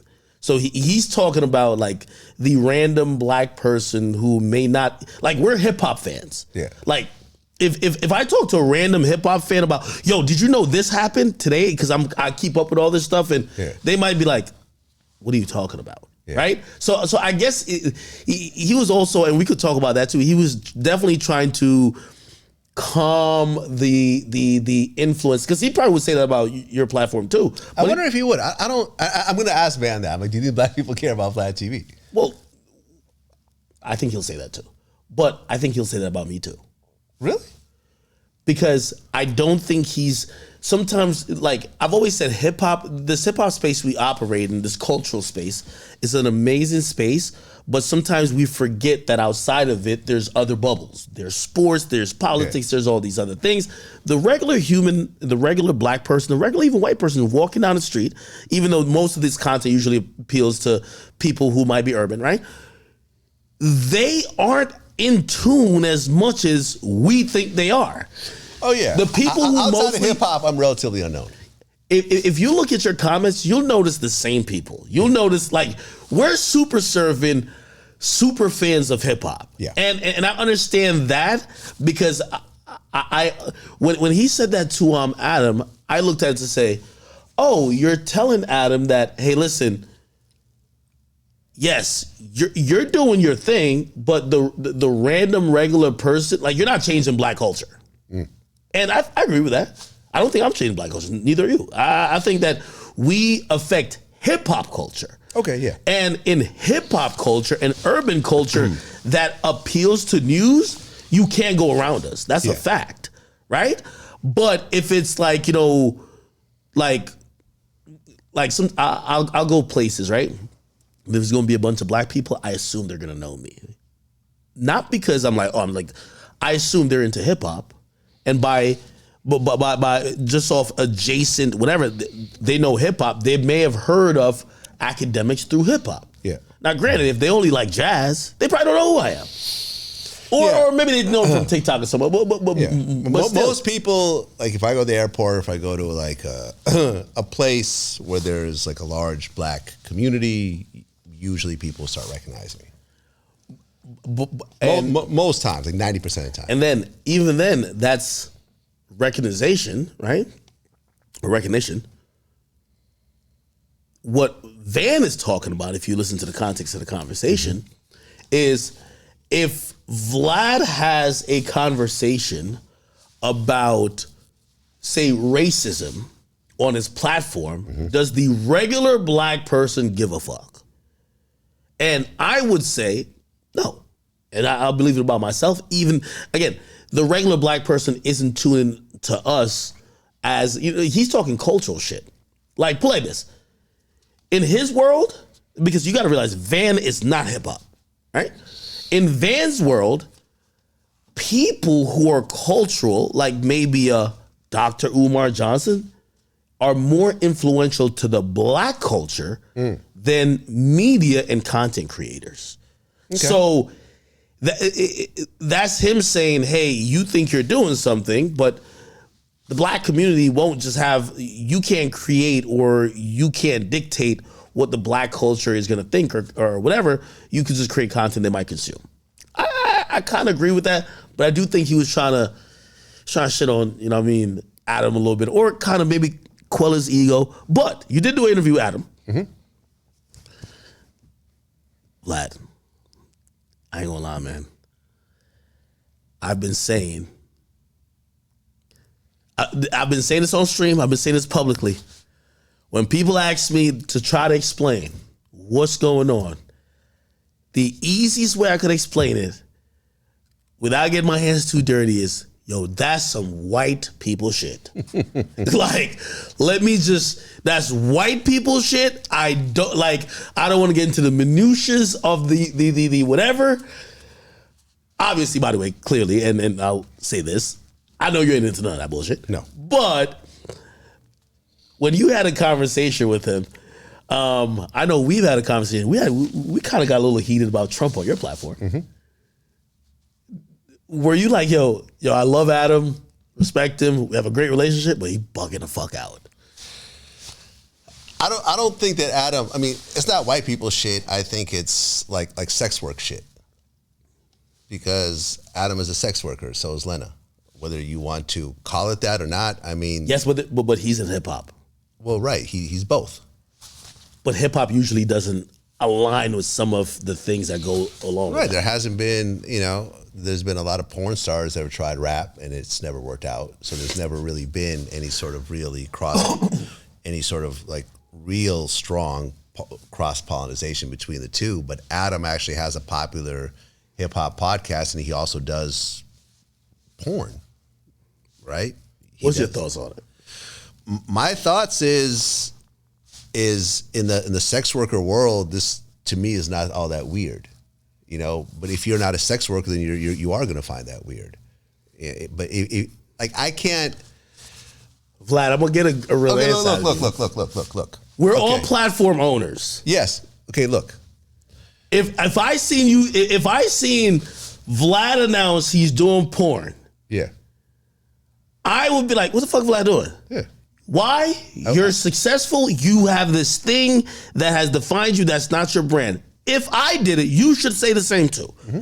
Hey, that's not your brand. Like you're kind of doing some other stuff right now, and you're successful. That's my only thing with Adam. If Adam came in just fucking girls from like doing the porn stuff immediately, I would understand it.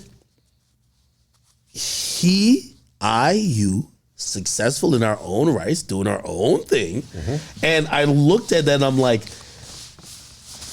I don't know. I was just like, I still question it. Okay.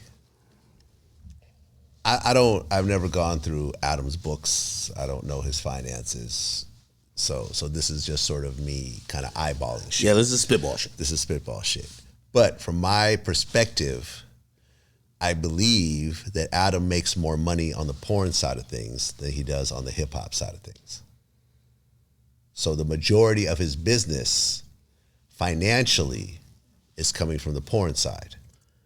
And that's where I find my issue. See, like he made over $1 million off that, that Lanez scene with Jason Love.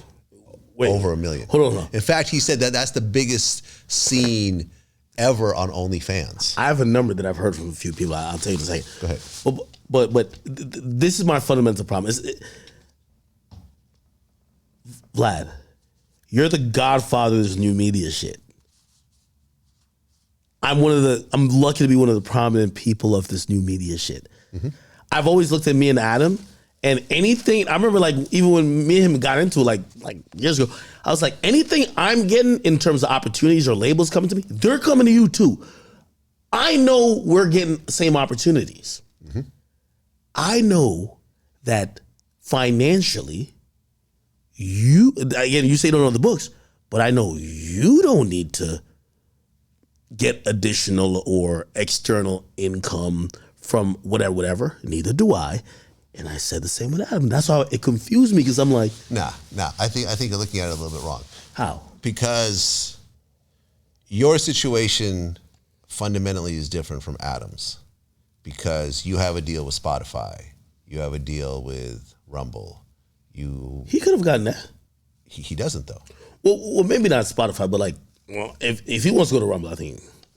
I've talked to the CEO of Rumble's gone nowhere. You know what I'm saying? Really? And I actually, and it's annoying to me because I have an interview with the QAnon shaman that I can't put on YouTube that I've been wanting to put on Rumble, but I wanted something in place first, and we had a 30-second conversation. We'll talk about that. We'll talk about it afterwards. You know what I'm saying? But no, Adam does not have a deal with Spotify. He does not have a deal with Rumble. He doesn't, I believe, have any big sponsorships. But neither do I. Right? This is not a shot at Adam. I'm the same way. But I have, so you have all that income coming in where you're not dependent on YouTube. And Adam even said in our last interview that although his YouTube channel is doing pretty good these days, he's not dependent on YouTube and AdSense because he has so much other revenue from all the OnlyFans shit and everything else like that.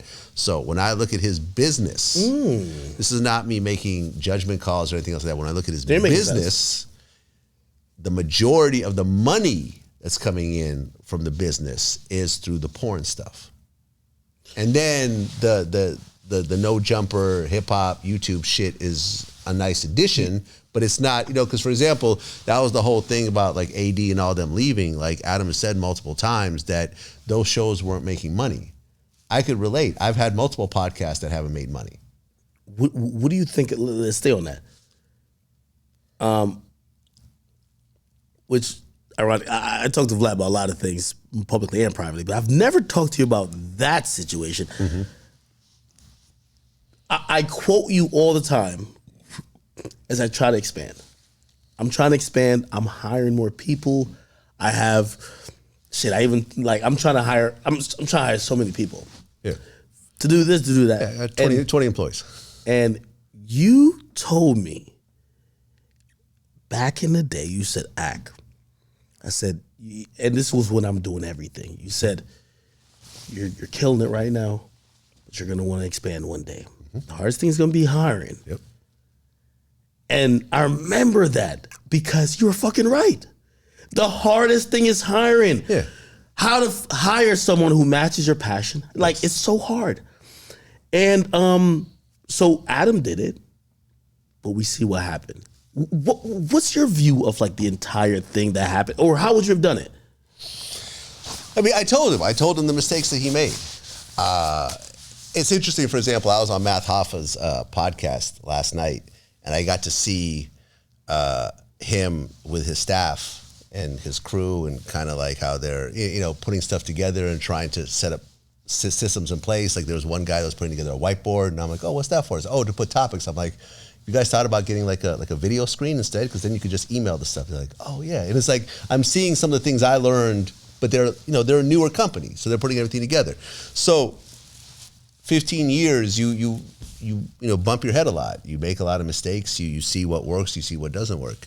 In terms of what happened with Adam, is that you have a bunch of employees for your company that are working for you, that are creating podcasts for your platform.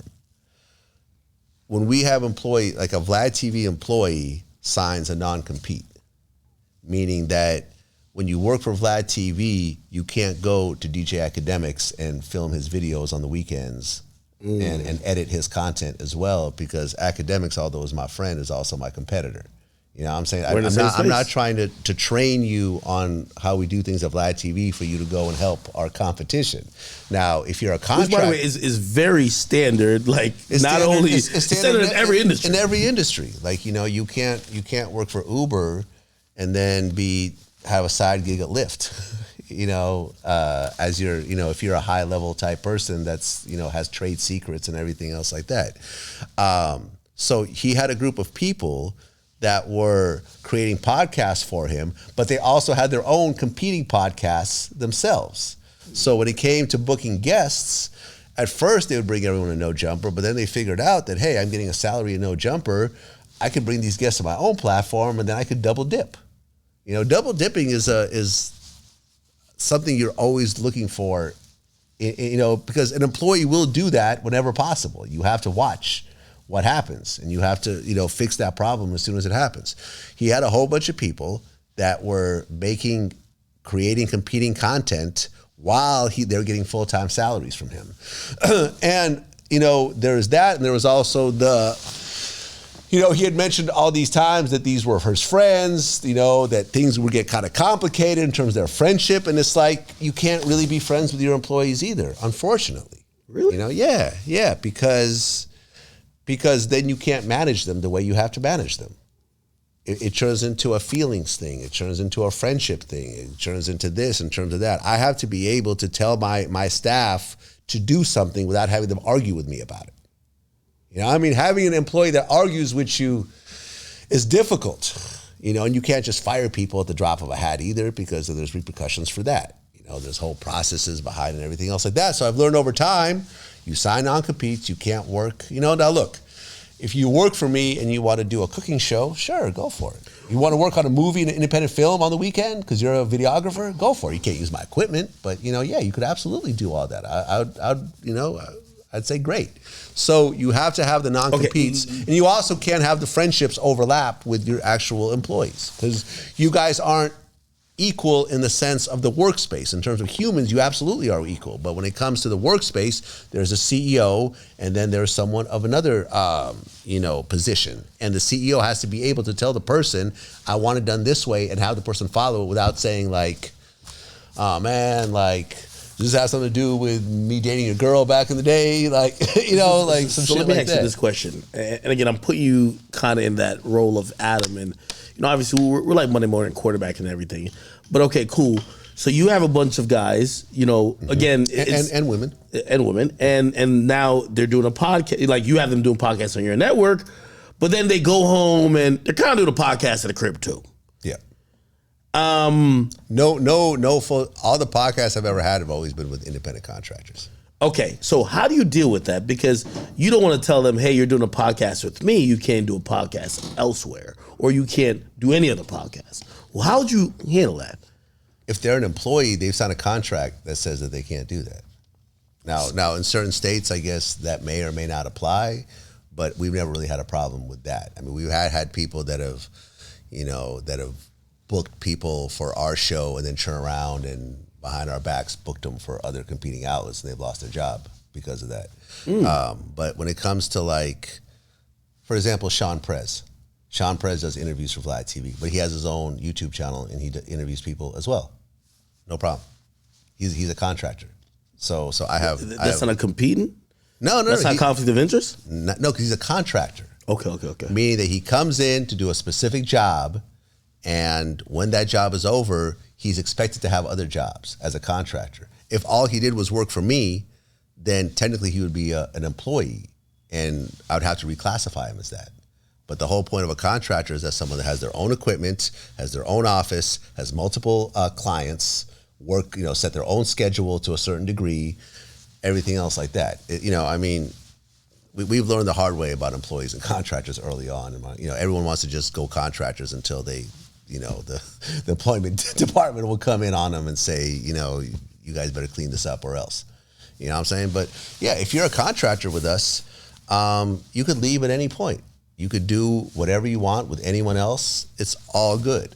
But if you're an employee and I'm paying your salary, I'm paying your health insurance, you are all into this business, I can't have you double dipping. And that's ultimately what I think happened. And it started to cause more and more problems to the point where, and then what starts to happen is the people feel like, well, fuck it, we're going to start our own platform. We'll do even better. And most times they find out that's not the case. I've had that with some of my employees. Like, they go and start their own YouTube channel, try and do similar stuff, and it goes for a couple months, and then they realize that it's not the gravy train that they thought it was, and they go back to their job at Home Depot or whatever. You know what I mean? Like, It is what it is. So all that kind of happened, and by the way, there's a lot of shit actually kind of like transpired, but Adam's still, he's still doing what he's doing. And by the way, I ask you these questions because I'm starting to hire, like you know this about me. I've been the sole content creator on my platform for 10 years plus. Yeah. Too long, I feel. That's what I think. We've talked about this a lot. But I've always said this. This is no surprise. Okay. And I am in the place and the position now to say, you know what? I'm going to expand. I'm going to invest. I want to bring other people on. Mm-hmm. Give me the advice of what I should, because I ain't gonna lie, I even told Adam, this is why I don't care what people have said about, I refuse to clown him or talk any down on him about that situation because I'm learning too. Mm-hmm. Like you've learned, but we're now learning. So he's learned and I'm trying to learn from him rather than go bump my head. Yeah. Hiring is the hardest part of a business. It's also the biggest cost of a business. When you look at almost any company out there, when you look at their biggest expense, it's usually employees. Unless you're talking about some sort of weird technology biotech company that requires really specific, multi-million-dollar equipment. And even in those cases, you need a bunch of really high-end people that you have to pay competitive, rates to and so forth. That is the biggest expense of any company. This is why when companies, the economy contracts, what do you usually hear? Layoffs, right? You don't hear people, companies getting rid of buildings or equipment. They usually first start with layoffs. And it's hard. It's very hard. It's hard to manage. It's because you can't really duplicate yourself. I wish I could. You will never get another Akademiks. I wish I could. You'll never find anyone who's got the drive of an Akademiks. And one way around it, I remember me and Russell Simmons got into this conversation the other night. Like Russell, the one thing he's done that I haven't done myself is that he's been very good at giving key people in his company pieces of his company. You know what I'm saying? Explain that. Well, like for example, when Def Jam got sold, Leo Cohen had a big piece of the company. Julie Greenwald, I believe that's the right name. She had a piece of the company. I think Todd Moskowitz had a piece of the company and everything else like that. So when the company got merged and sold for like $100 million, all these people became multimillionaires because they were given percentages of the company. And Russell felt that these were all key people that he would have been able to get to where he was with Def Jam without those people on board. So by motivating them, he gave them pieces of the company. I'm not there yet myself, but maybe at some point I will be. But saying that, motivating people is not easy. They'll never be as driven as you are because you're the owner. You created it. It was a picture in your head. It's got your face on it. It's got my name on the company. I remember hearing a story about how hands-on Michael Jordan is with all the sneakers. Really? all the new models that come out. Like he'll literally go down to Nike headquarters and he'll go through, and if there's stuff that he doesn't like, he'll like cuss out the designers. He'd be like this is not a logo. This is me. This is me right here on this sneaker. So don't come up with fucked up versions of me. And and he doesn't even own the company, but he's got a brand there. So saying that, it's hard to hire people and try to expect them to do the same level of work that you'll do, because they'll never quite do it. But you could find over time, you could find good people. You could find people that really believe in your vision. Places, I've learned over time that, for example, going through recruiting agencies and paying like 20% or 25% of the first year's salary most times is worth it, because the quality of applicants you get through a recruiting agency will be much higher than if you post something on Craigslist or go to jobs.com or whatever the website is that you find jobs on, or LinkedIn or whatever. So it's hard, man. It's hard. And you're going to have an HR person who's sort of in charge of dealing with employees, because if employee problems start to arise, you sort of need that buffer to sort of deal with it, because there might be problems with employees that have nothing to do with you. That's what I thought about No Jumper too. I was like, I don't know if you ever seen what they had going on. They were ready to fight each other. Yeah. They were spitting on each other. Like, they were going crazy. I remember thinking, I'm like, this is an HR nightmare. But not only that, I'm like, Adam finna get sued. Like, if I show up to work and I'm getting slapped, I gotta sue my employer. Like, what's up? I mean, hopefully that doesn't happen. I'm not advocating, but we've all dealt with legal problems, with lawsuits, with the employment department. Like, it's you can't just fire a person off the drop of a hat because they annoyed you that day. There has to be write-ups. There has to be probable cause, and there's issues with unemployment. Like, some people, like, if you quit, you don't get unemployment. But if you get, or if you get fired, you don't get unemployment. But if you get laid off, then you do get unemployment. A lot of times people will quit and then file for unemployment. And then when you say no, they quit, they'll try to fight it and so forth. And it's a whole thing, man. It's a whole thing. This is why some people just specialize in HR. Some people spend their whole lives just doing HR and become HR experts. and it's a thing. And Adam is just going through growing pains. No, I definitely know. And he's been doing it. He's been doing it less time than I have, and so he's going to run into some of the stuff that I went through a few years ago. I can't even foresee going through some of these things, and I'm you know why? Because I care so much about this brand and everything I've built. I can't even imagine arguing with the motherfucker who I hired. Like, I won't lie to you. I've told Adam, like, Adam, you've been a man to me. I be going crazy. Like, what? Motherfucker, I gave you a job when you was nobody. I built this shit with blood, sweat, and tears. Yeah. Well, you would think that. And now the ungratefulness is coming in. Right. But then, once your company matures and everything else like that, you have to start to realize that if you get mad at someone and just fire them, they could then sue you for false termination, right? And then you got to deal with that whole headache.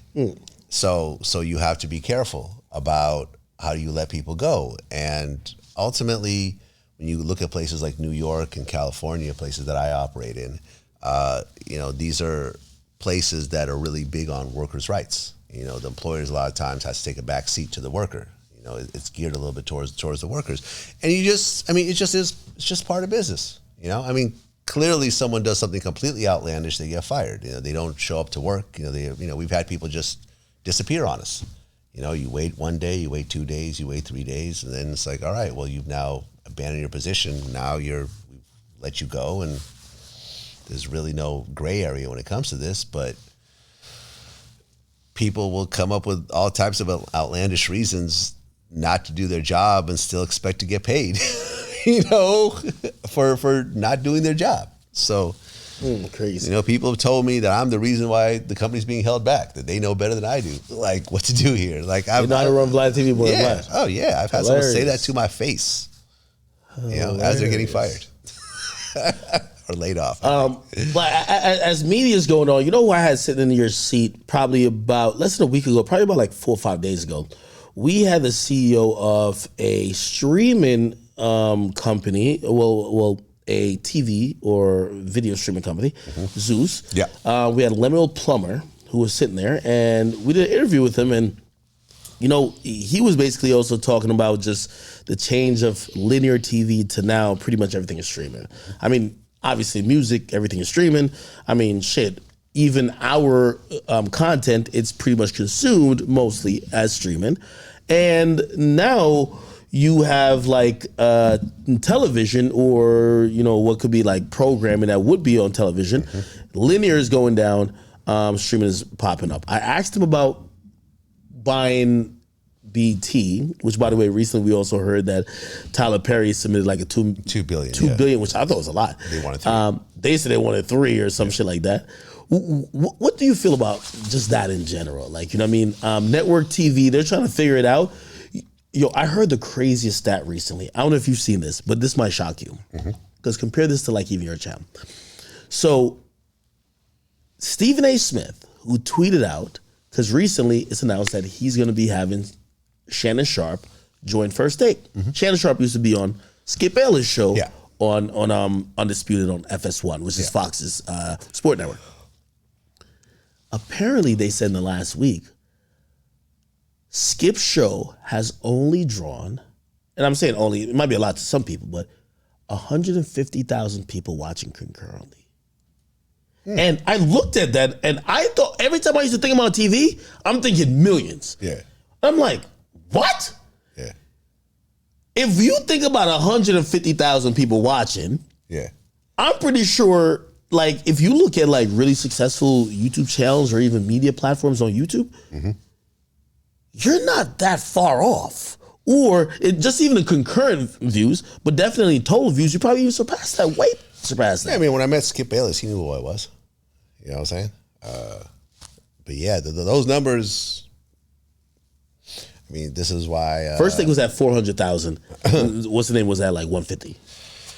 Yeah, I mean, you kind of wonder how the money's made if that's the case. But I always wonder why they don't get paid more. And then when I hear, paid more? Yeah, I mean, well, clearly at 150, 400,000. I mean, granted, TV views has a higher advertising rate than YouTube views, but yeah, that to me is not a lot. But clearly, they found some sort of way to make it financially work for them. But then again, you had all the mass layoffs that happened in ESPN and so forth. So I think a lot of these people that are getting high salaries, they just saw that it didn't work. The problem is this, right? So for example, we had a podcast with Gloria Velez. We did 3 episodes with her. And we did Neo, TK Kirkland, and Cisco. They were filmed in Miami. The Neo interview went, what you would call viral. Like TMZ picked it up. There were some comments he made how he doesn't believe that 12-year-old kids should be able to transition to being trans and so forth. The parents should come in and say something, and it was controversial. So it was like all these things happened and whatever. So it seemed I think to Gloria that like, oh, these interviews are blowing up and they're doing great and they're on all these platforms and everything else like that. Going viral doesn't mean profitable all the time. Sometimes it means that. Sometimes it doesn't.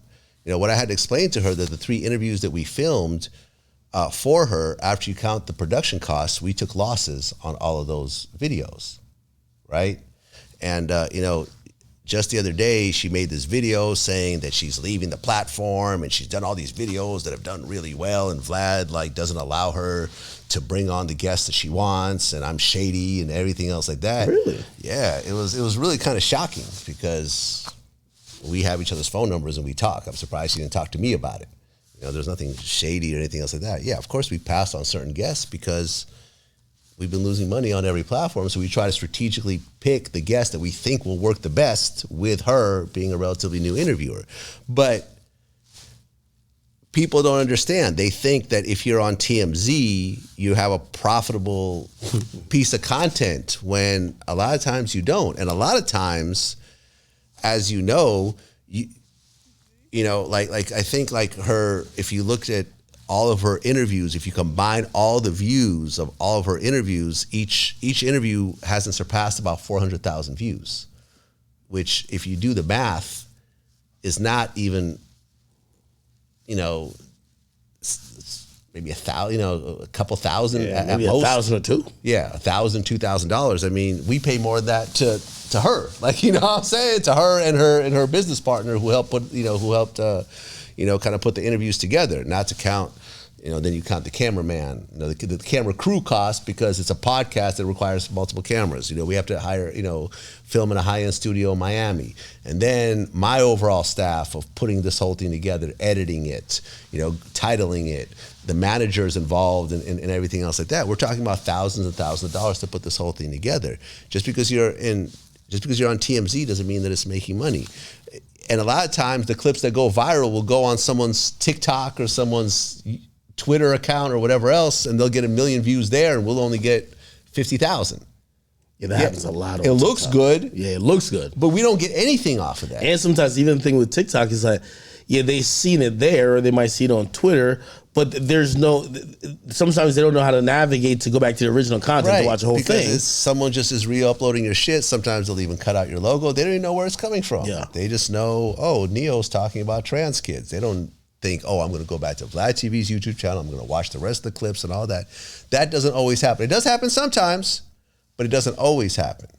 So people sometimes get it twisted to think like they're farther than where they really are.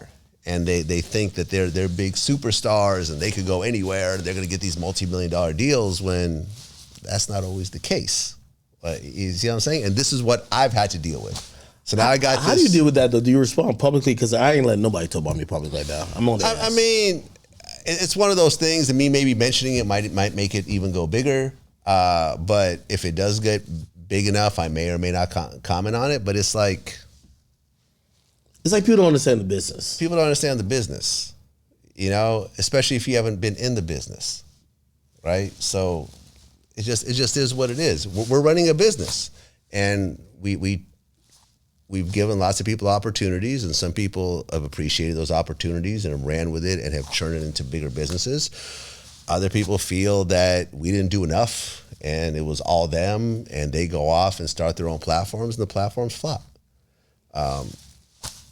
It just is what it is. I've always felt it's better to work with me than to work against me, but people get it in their head, and a lot of times people will post a video about how they feel instead of actually contacting the person, because a lot of the stuff that she said was just simply not true. It's foul. Foul. But hey, listen, we did 3 episodes. They were cool interviews, and she's welcome to take her platform wherever she wants. But that was always the agreement that I had with her. It was like, yo, we'll produce these things, and these will be on our platform. But if you, at any point, if you want to go somewhere else, we have no contract with each other. You feel free to go anywhere else at any point. But you guys do own the content that. Yes. Okay. But we paid for the content. Yeah, that makes sense. Right? We paid for all of it. and we're still in the hole financially you paid for a all of host it. fee, you paid for the cameras, you paid for the editing, everything else. Everything. You should own it. Everything. Yeah.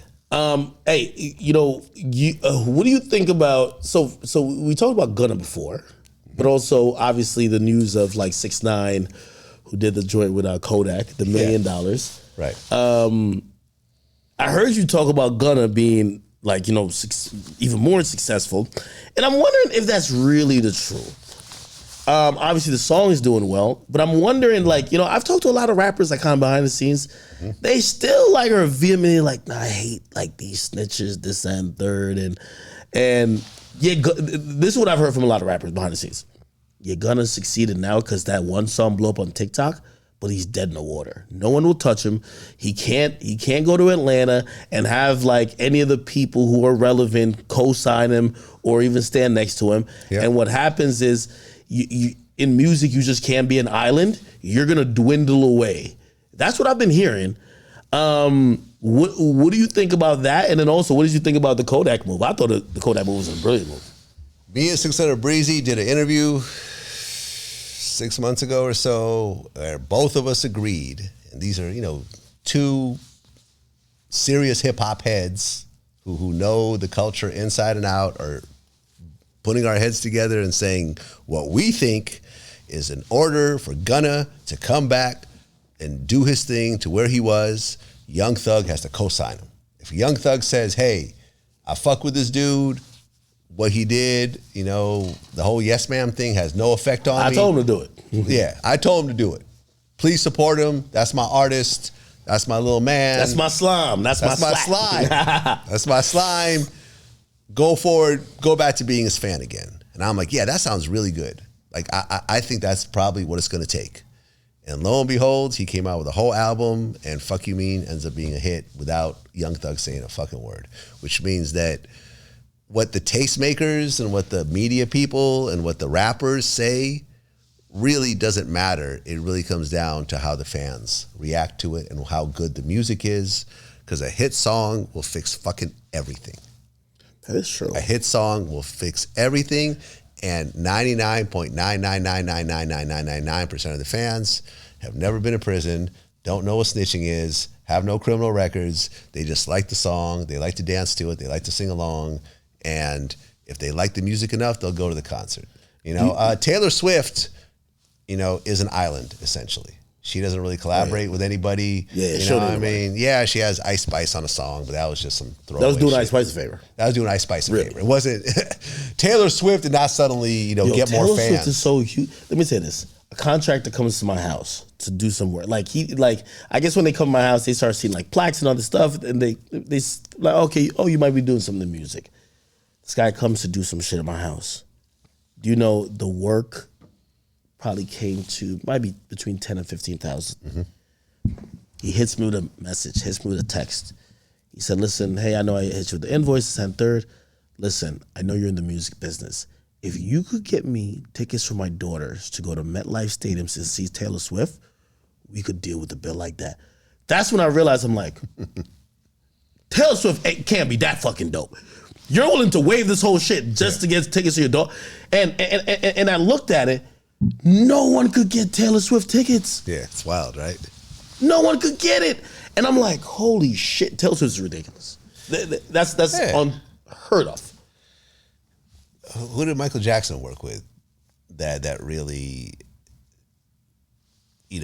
put him over the top, that he needed a cosign from or anything else like that? Like, you like to, it's easy to put these types of scenarios together, and yeah, I mean, lots of people like Boosie are mad at Gunna, and I'm sure the little babies of the world probably won't rock with him anymore and so forth. But at the end of the day, if he comes out with a song as good as Fuck You Mean Part 2, that people fuck with, pun intended, you think his luxury is good?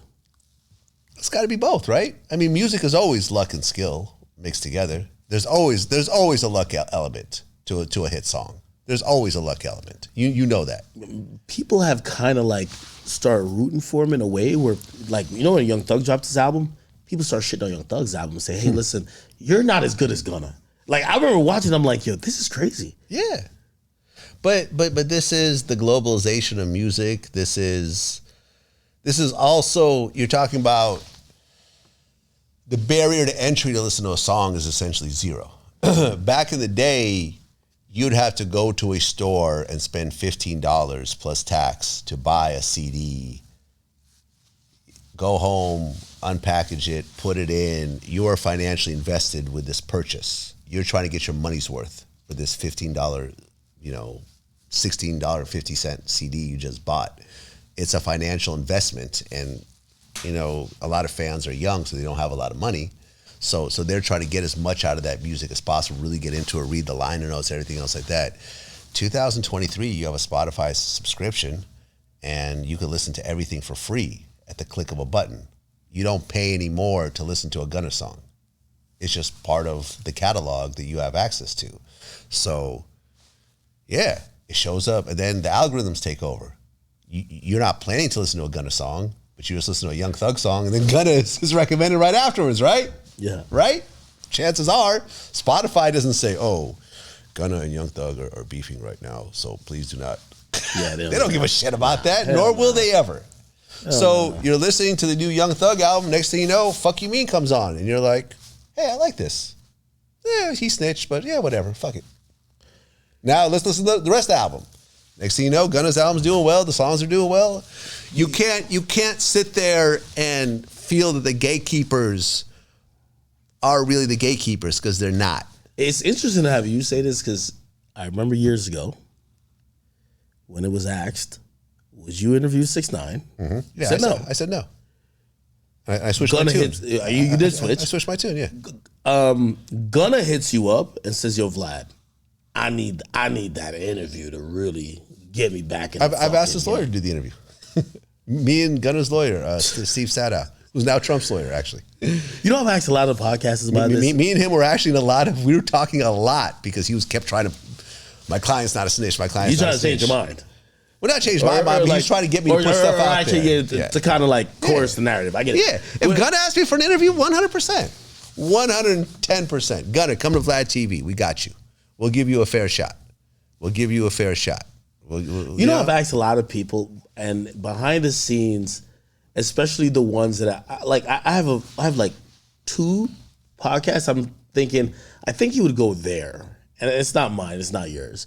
And I think he would go there because, maybe he wants to restore some respect in the streets. And I've asked those people, and they were like, we can't do it. Oh, you're Gilly and Wallow? Well, they're one of them. Yeah, I had to say it. But yeah, they're one of them. Yeah. And they were like, nah. They were like, out of respect for Thug, this and third. And I was like, damn. And I was just like, I know for me, I wouldn't care. You clearly not. But Gilly and Wallow come from more of a, wasn't Wallow like in jail for like a long time? Yeah, but you have like, I don't know if this was your like how you were thinking when you even said the 6ix9ine stuff. You have been in hip hop, whether people know it or not, for like you have seen the traditions of this here shit, right? You've seen what has not been accepted or represented or even platformed, and shit. Like you have to make it. You have to make a decision as well. Yeah. I'm wondering. So do they? Yeah, listen. There's a certain level of what my value system is and so forth, but I'm not Boosie, right? I was never sitting on death row. I didn't come from a certain kind of background. I wasn't never a street guy. I'm not Tony Yayo. Tony Yayo's dad was having a heart attack, and he didn't want to call 911. What? He has never called 911 before, and there's this aversion to like having anything police related. Luckily, there's someone else in the house who did it. Stop it. True story. Which Vlad TV interview? I gotta go watch this shit. One of the Tony Yayo interviews. He didn't want to call 911. He didn't want to call. He froze up because he didn't want to call 911. He probably would have done it once the shock wore off a little bit, but then his dad could have potentially died. But that's how serious it is. Yayo does not call the police. Wasn't he saying, if you get shot and call the cops, you're not like me. That's how Yayo thinks. Yayo will not call the police. If you shoot Yayo, he's not going to call the police. He's not going to do it. Do not do nothing to Yayo. Don't leave Yayo alone. Because if I see you do it, I'm going to call the police. Right. Me personally, I would call the police in certain regards. Now, I'm not going to call the police. I don't try to weaponize the police. You know, if I got a problem with you and you say something a little bit reckless, I'm not going to be like, yeah, I'm going to call the police and get you arrested just because I don't like you. Like, I don't do that type of shit.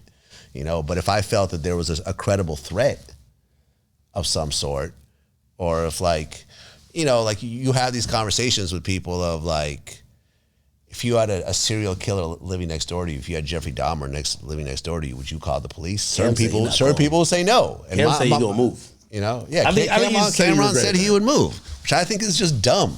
Just dumb. So, you know, you're going to have to cut. Because it sounds like you're agreeing that Kodak did the right thing by taking $1 million. Kodak Black, well, number one, you know that he dissed 6ix9ine on a part of that song. The entire part. He's talking about how lit he is, that he has a snitch doing things they wouldn't do. Yeah, he's making. I'm so lit. I got cheese from a rat or something like that. Yeah, then he's like, and they cut that part out, which is why it's a 12 bar verse. Yeah, and then he also like kind of this annual, even though he backed off of it. He said, "How you get your bitch taken by a snitch," which is like it's like a huge thing in the Spanish world. Oh, is it? Oh my God! You know, I've interviewed Anuel, who Anuel knows, like me and 6ix9ine used to be. Anuel showed up with like 50 people. Really? Like, yeah. Like, why? I'm thinking, obviously me and him didn't have a relationship before in case anything funny was happening. Yeah. Now, granted, we were just there with production people. But they were still there just to, probably also send a message. My security today, you know what I'm saying? Like, no. He showed up with like them goons. Yeah. I'm right. like one of those like, yo, hey, if anybody runs in here, we gonna have to one of those type things. Right. And hit me because like 6ix9ine now was in the Spanish world. Mm-hmm. Half the time I don't even understand what the fuck going on. Right. But like fans will send me, the bilingual fans will send me like, post this. I post some stuff about him and a girl, and Will hits me. And he doesn't really say much, but he's like, hey, listen, he's like, yo, we did an interview together. I treated you well. What's going on? Yeah. And I was like, wait, am I doing something that's offended you? But then I get told that it's like embarrassing because 6ix9ine's parading around with his baby mama. What's his baby mama? It's his baby mama. Wow. And apparently 6ix9ine was posting pictures of his kids. From what I'm hearing, by the way, he had a show in Puerto Rico. The police told him, don't go. You might get killed. So it's that serious? And I was like, wow, this is kind of crazy. But that's what Kodak was talking about. Yeah, that's wild. Look, Kodak, I don't know Kodak. I've never had a conversation with him. We've never been in the same room. Kodak's a very interesting musical figure. No, I've never talked. Like I said, we've never had any level of communication at all, period. So I can't say anything about Kodak on a personal level. Let's say you're a manager of an artist. Are you telling your artist to take that money?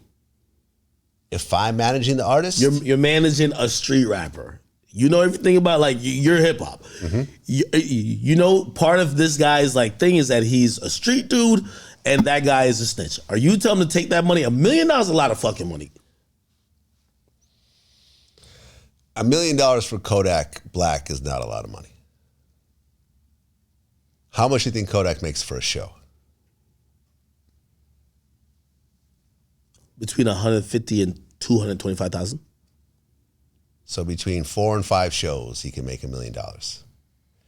To do 4 to 5, maybe 6 performances, performing his own music with tens of thousands of people cheering for him, making him feel good, and you know what I'm saying? Without, it's not like he has a big production. It's not like he's Taylor Swift and there's like rockets going off. He's showing up with his jewelry and a mic and probably a hype man that helps him out with some of his verses. Yeah, he be dancing half the time. Dancing a little bit, does a little whatever 45-hour set, and he walks away with $100,000-$200,000. You do that a few times, you've now made that $1 million. If you could do that, I don't think that $1 million is something you should do that goes against your brand. Okay. See what I'm saying? So yes, if I was Kodak Black's manager and that came on my desk, I would say I don't think it's worth it, because I think that what you might lose might be more than what you're gaining at this very moment. Because let's just say 5 shows get canceled because of that, because the promoters feel some type of way, or they feel like, whatever, like people start threatening the venue. Yeah, if that guy that's working with the snitch shows up here, we're going to shoot out the club or whatever else. You've now lost 5 shows. You've now broken even. You see what I'm saying? That's what I would say. I agree. I agree with you. I will say though, but from my point of view, from what I'm seeing, it seems like Kodak is making his own decisions when it comes to that. He has no manager. Yeah, it doesn't seem like he has a real manager. For him, but the money. Also, he's the quintessential and the staple of Florida street rap. Mm-hmm. So as much as that supposedly is an unforgivable act, mm-hmm. Kodak has the leverage that he know he could do it. Not many other artists can. By the way, that same $1 million was offered to YoungBoy. Oh, really? Yeah. He said no. No, he didn't. He said 2. They wanted $2 million and 6 9 his label. I know all this stuff intricately. Wow. So YoungBoy got offered $2 million. Well, no, YoungBoy wanted. He countered. With $2 million. So if he had said yes to the $1 million, like, by the way, like 6 9 is telling me like, yo, call. I remember being in the middle of this thing because I'm calling YoungBoy like, yo, wild, bro, you're gonna do the verse, like, because now I was talking to YoungBoy a little bit more frequently, and every time 6 9 is like, yo, hit him to see if he did the verse. And I'm like, my relationship has nothing to do with your relationship with him or your business with him, but I get, and he's like, yo, this could change my career, like this could make stuff blah blah, and I'm YoungBoy's a big deal. Yeah. And I'm hitting him, and YoungBoy's kind of saying, nah, I'm going to eventually do it, but whatever. I get to find the business part. They offer $1 million, which, like, if me and you're doing a negotiation and you offer $1 million, I'm thinking, what the fuck? I could get more. So they said 2, but, like, the label was just like, yo, we can't green, like, $2 million. If they started at, like, because there was a time when YoungBoy's team posted, it's like $300,000 for a verse. Yeah. They should have countered they should have started off like 600,000. Well, they offered the top limit. Yeah, but 300,000 for a verse for, some kind of regular type rapper, like, it wouldn't apply to Tekashi regardless. But you don't offer the million. You're having to go, you're like dealing with someone with way more baggage than any other rapper that would come with that 300,000. That's why you offer 600. But they offered like the max they were willing to spend. They countered with 2, and they couldn't deal with the 2. Yeah. And also, like, they went back and forth. The thing was supposedly said that they felt that even if they did agree to the 2, it would come back even more. But like, okay, yo, YoungBoy is gonna cut it tonight, but it's 3. And like, yo, could you imagine a rapper's record label getting taxed out? Yo, $3 million is sometimes people's whole marketing budget. Sometimes people's whole production budget for a fucking feature. Yeah. Hey, look, what did Tekashi ultimately benefit from that Kodak Black feature? I feel like nothing happened. I think nothing. I think that's why that song went nowhere. I feel like he threw out $1 million essentially in the garbage. I mean, people like us are talking about it, so he's getting promotion that way. But in terms of it didn't turn into a hit song, right? At all. So Kodak was the one that really benefited from it more than anyone else.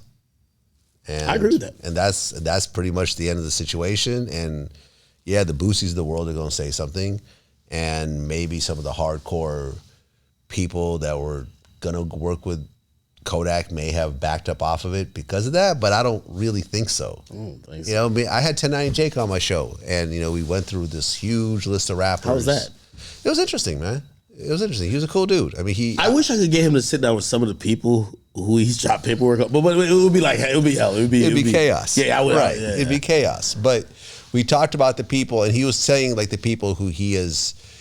Now, this is not anything I'm co-signing because I haven't seen any of the paperwork. I haven't gone through the steps that he went through and everything else of that. But he's like, I got finessed 2 times paperwork. I got real Boston Richie's paperwork and video, surveillance. He wore Boston Richie's shirt. Yeah, he wore Boston Richie's shirt. I didn't know that. Did you mention it? I didn't realize until the end. But I said, what's the shirt of? He was like, oh, this is, fuck your favorite rapper. He mentioned it at the end of the interview. But like, and he's like, yo, not only did I get the paperwork and I got the video footage or whatever else, I would even do videos, and I would say, if you want to verify this yourself, here are the steps that you would take to do this. Go to this website, type this in, and see for yourself, right? This is the steps that he would go through to try to show the legitimacy of what he finds. And last I checked, Boston Richie's doing well. Isn't he like in a Maybach truck or some shit? But he could still be doing. Hey, you know what I've told 1098? Finesse 2 times, seems like he's doing fine. Yeah, he got 4 girlfriends. He's got 4 girlfriends, right? So it's like, and we even talked about this. I said, does snitching really affect rappers' career in 2023? And he said, I don't think so. And I'm like, yeah, I don't think so either. I just don't think it does. I agree too. Yeah. As long as it's not too egregious. Like if there's a little gray area, people will look past it. You know what I did say to Boss? Not Boss Surgery. I mean, 1090 Jake. I remember when I was doing the Warren Chirac as I was coming up my content, like climbing up to eventually become me now. I was doing the Warren Chirac. Mm-hmm. That was like probably the time. This is why when rappers started me up, I'm just laughing at them. Like that time, I was like, yo, I feel like I could have legitimately been hurt. I think where 1090 Jake is at right now, he's at that point. I've said what he's doing is almost like the new Warren Chirac. He's like, I'm telling you, if these rappers who he's talking about ever seen him, well, what? Okay, well, hold on. You gotta realize when he says that, he's making these artists radioactive. That like, well, I mean, this. Well, but Boston Richie got dropped from the Future tour right after the allegations came out, right? Future hasn't really been seen with him afterwards. Like, this is fucking up a lot of things for people. But he signed a deal with Epic not too long afterwards. Okay, yeah, because they're signing for the record. But now, how much of a shelf life will you have if your cosign is now invisible? Nope. And now it's time to see how talented you are as an artist and see how look, I've always said this, music to me is the hardest profession in the world. Really? The hardest profession. Like, if I sit down with Drake, I know that tens of millions of people will watch it. There's no doubt. There's no way that I'm going to sit down with Drake and 1,000 people watch the interview, right? But Drake could do a song with an artist that could end up flopping. You know, granted, he hasn't had a lot of those because he's Drake. You got the but there was lots of songs with like Lil Baby features, you know, that are produced by the hot producer at the time, whether it's Metro Boomin or whoever else. It's always a roll of a die. It's always like you could put together the right producer, the right feature, you know, the right cosign, the right everything, and the song will flop. And I guess flopping also relatively means like, okay, you got Drake, but you spent $2 million to get him, and you gotta turn $2 million to make a profit. And the song, yeah, maybe it did some decent streams, but it never recoups. It never recoups. You know, like the Gloria Velez podcast. They look really good on paper. They didn't recoup. You know, you think that they're blowing up, but they just didn't recoup. And at the end of the day, it's a business. So you go into Gloria Velez like Joe Budden's ex. I know you're mad about that. I think they used to date back in the day. Yeah. You know, Joe probably think you're being petty. I'm being petty? You got my ex doing interviews. It is so far removed. I honestly didn't even think about that until you mentioned it. I don't get a Joe like that, man. I mean, in the past when we would go at it, you know, I remember I saw some video about like how Vlad tried to ruin Joe Budden's career and failed. It was like, you know, people make these little mini, I don't know, people make these mini documentaries about me and about you and about whatever else. Yeah. You know what I'm saying? And now they'll do it about some old ass shit and just like recreate the narrative. Okay. Yeah, that type of shit. Me and Joe are not. Last I checked, I mean, in fact, he was talking about the Neo interview on a show. Like someone sent me a clip of him discussing it. I don't know if he realized there was a Vlad TV logo on it or not, or maybe he just didn't give a shit. But yeah, I'm not sitting there trying to. I've heard him say like he respects the content. He just doesn't like you. Yeah, which I don't think you care if he likes you personally.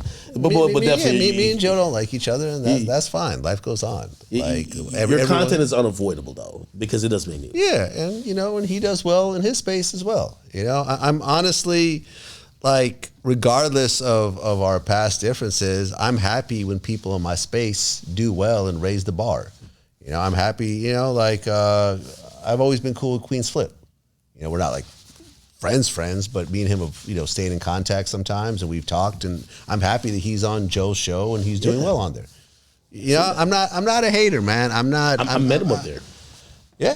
And it's the first time I've ever met him. Yeah, man, cool dude. And it seems like he's a nice addition to the show, man. Like, shout out to Joe Budden, shout out to his whole staff, shout out to the production and everything else like that. I feel like when we all do better and we all get along with each other, we get to, trade resources, and we get to pick each other's brains, and we get to help each other out. Sitting with Math is always fun, Math Hoffa, because he referred to me as his mentor, when we first started the interview last night.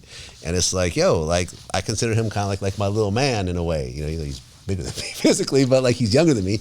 And it's like, I've always told him, I'm like, you're bigger than battle rap. I think you have star potential. Hater, Vlad. That's what it is, man. I think people fuck with you like as a peer, like your peers. I've never heard a peer be like, this nigga's a fucking hater. You know what I mean? I'm not. I'm not, man. Like, and I've never seen you look at someone succeeding, and because even if it was a different time or they're doing different things than you, you're like, fuck what they're doing. I deserve that. And a lot of people have that mentality. You know what I mean? A lot of people have that me. Well, I think a lot of people feel that way because they're not where they want to be. I've surpassed where I want to be. I didn't think I would be here. When I look at, especially if I really take a bird's eye view of my life, had my family not moved out of the Ukraine, I'd have a gun in my hand shooting at Russians in the Ukraine right now. Like I'm within the draft range of Ukraine-Russia war right now. Like, it's wild to me. Instead, I'm I walk around and people tell me how much they love my work, and I live in a nice house. I could retire now if I wanted to. I'm thinking about retirement now. I got a beautiful. Are you? Yeah, I'm thinking about it. I mean, this is why I have. Are you? Well, this is why I have other interviewers on my podcast. I mean, on my show. This is why I have the Sean Prezes and the Cavarios. Nah. Well, look. It's two different things: retirement and taking a lesser role. Yeah, I mean, listen. It's always going to have my name on it. Maybe at some point my family will take over the business. Who knows? I don't know. Yeah, you're doing this shit still, man.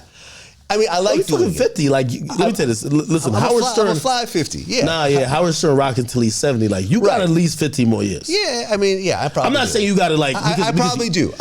But you record interviews right now at like a really ridiculous. Like, you still have more content than the majority of people who are even following your mold, right? Yeah. Maybe you scale back on that, but like retirement sounds crazy. You never know. Maybe you sound like the game announcing that he's retired. Then he drops another album. No, it's not like that. But listen. At one point, I might sell the company. Who knows? What? Yeah. I've had conversations about it. It's never materialized into anything real, but I've had conversations about it. We have a big catalog. Who knows? Havoc, who had a podcast on my show, sold his catalog. I heard not too long ago.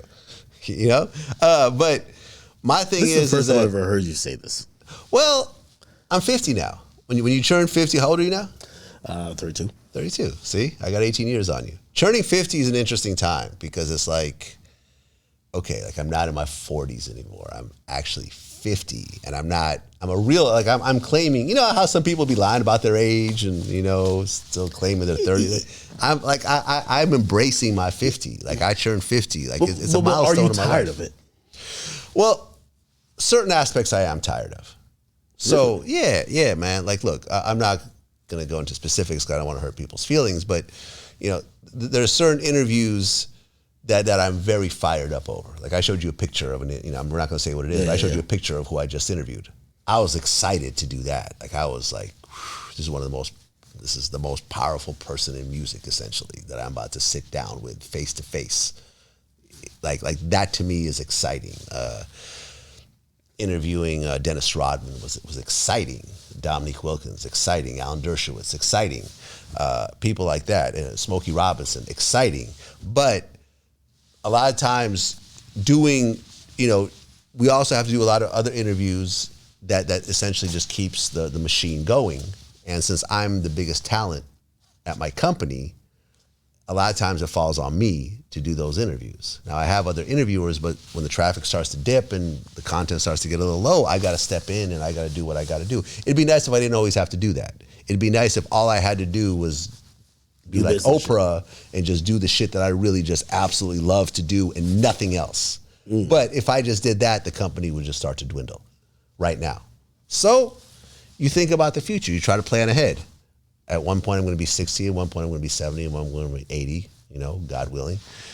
So I'm preparing for that. Throughout the course of my life, I've always planned 10 years ahead. So my teens was preparing me for my 20s. I knew I would try to go to the best college I can go to, and I would try to get a major that would make money in something I'm interested in. I went to Berkeley. I went to, I majored in computer science. Okay, cool. Now I'm gonna go to the next level of my life, and that involved me starting my own company. And then I moved to New York and became a DJ. And I knew that being a DJ in my early 30s was not going to translate into my 40s and 50s, because I was not, Tiesto or somebody that was getting 100, 200,000 a show.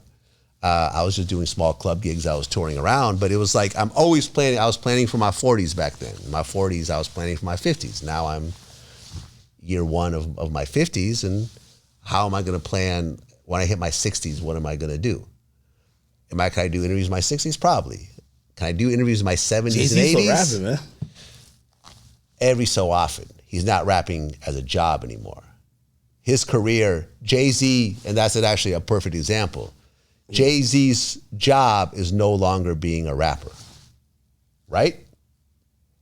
Jay-Z's income has nothing to do with whether or not he raps. If he drops a whole new album right now, and the album goes number one, which it probably will because it's Jay-Z, what do you think that he could buy that he can not buy right now? Nothing. And that's what it comes down to in terms of decision-making process, is that like, if I do this, what will change in my lifestyle? Magic Johnson had an interview not too long ago. He said that at the point in the life that he's in, at the point he is in his life right now, the amount of time it takes to do $1 million deal is the exact same amount of time that it takes to do a $100 million deal.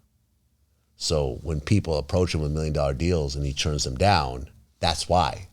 Because he's trying to focus on the $100 million deals, because he only has a limited amount of time. He's an older guy now. He understands that, and he's also HIV positive, so that probably plays a role in his decision-making process. He understands that, hey, let me work on these $100 million deals. Let me buy another sports team. Let me buy a network. Let me buy this. Let me buy that. Yeah, that $1 million is cool, but I don't need it. So that's the decisions that I'm trying to make. And look, we only here for a certain amount of time. We don't know when our last day is going to be. I'm in good shape right now. I work out. I'm slim. My eating is not the best. I still smoke weed, but I don't do hard drugs. I don't drink. So when I look at my peers, I'm a little bit better. But my dad died at 84. Parkinson's, and seeing that process of him slowly getting sicker and sicker and sicker and sicker, and I was ultimately the one that had to, do the do not resuscitate order.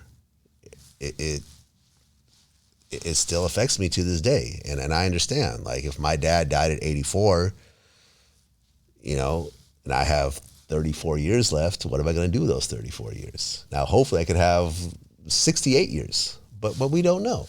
We don't know. It's not like I'm going to have another 200 years.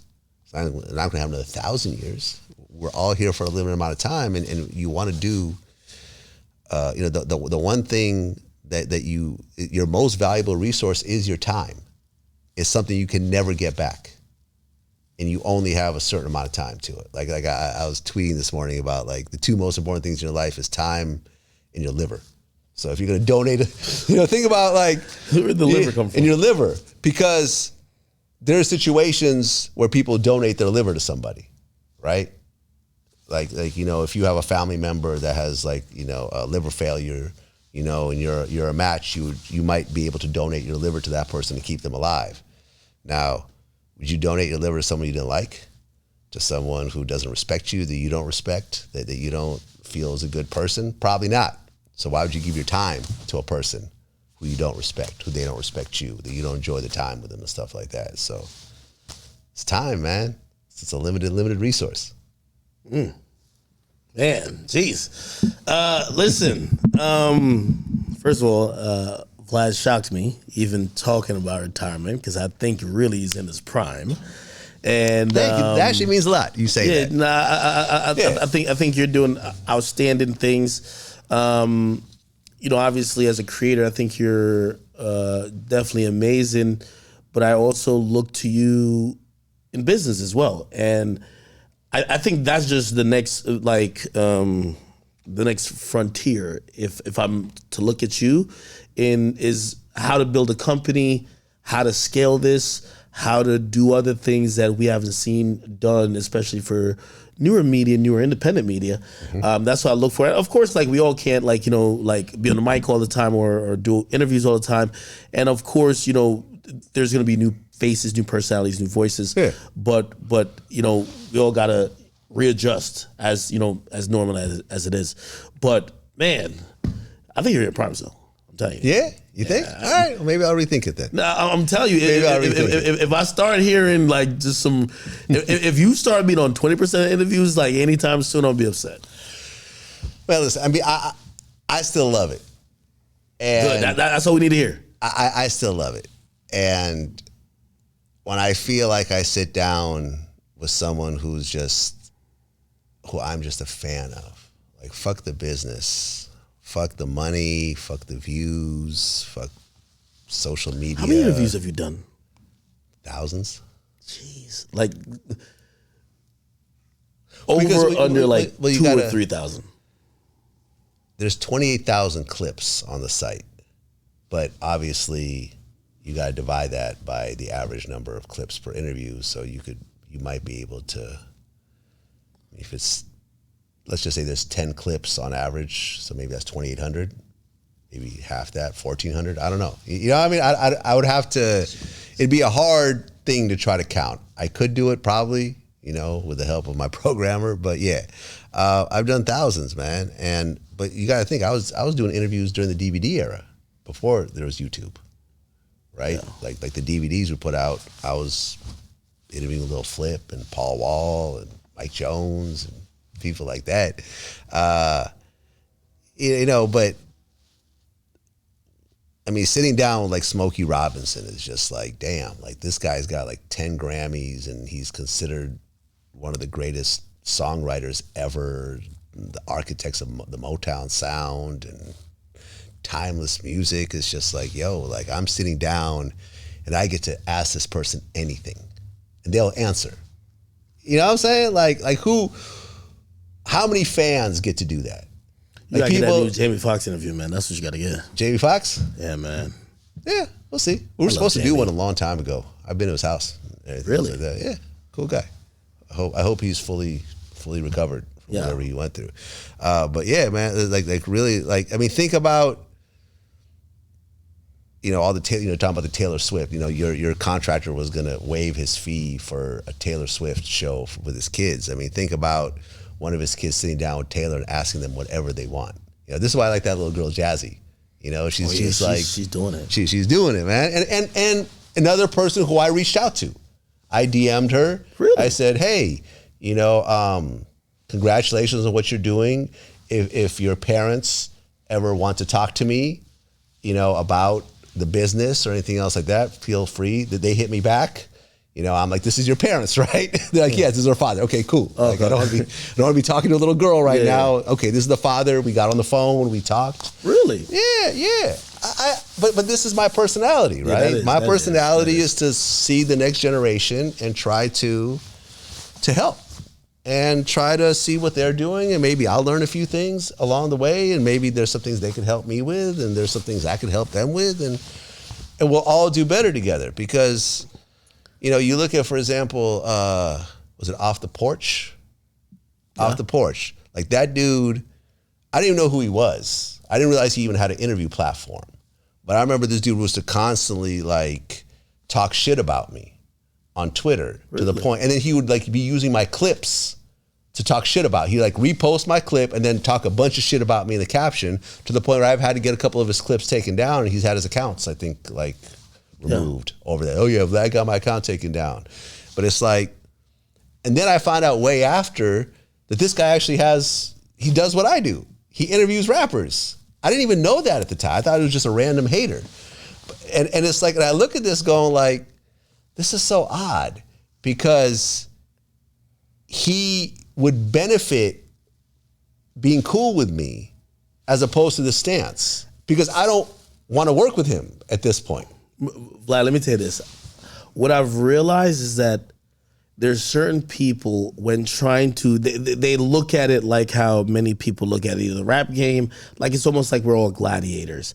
And if I'm kind of in Vlad's lane, I need to, the best way is to be against him.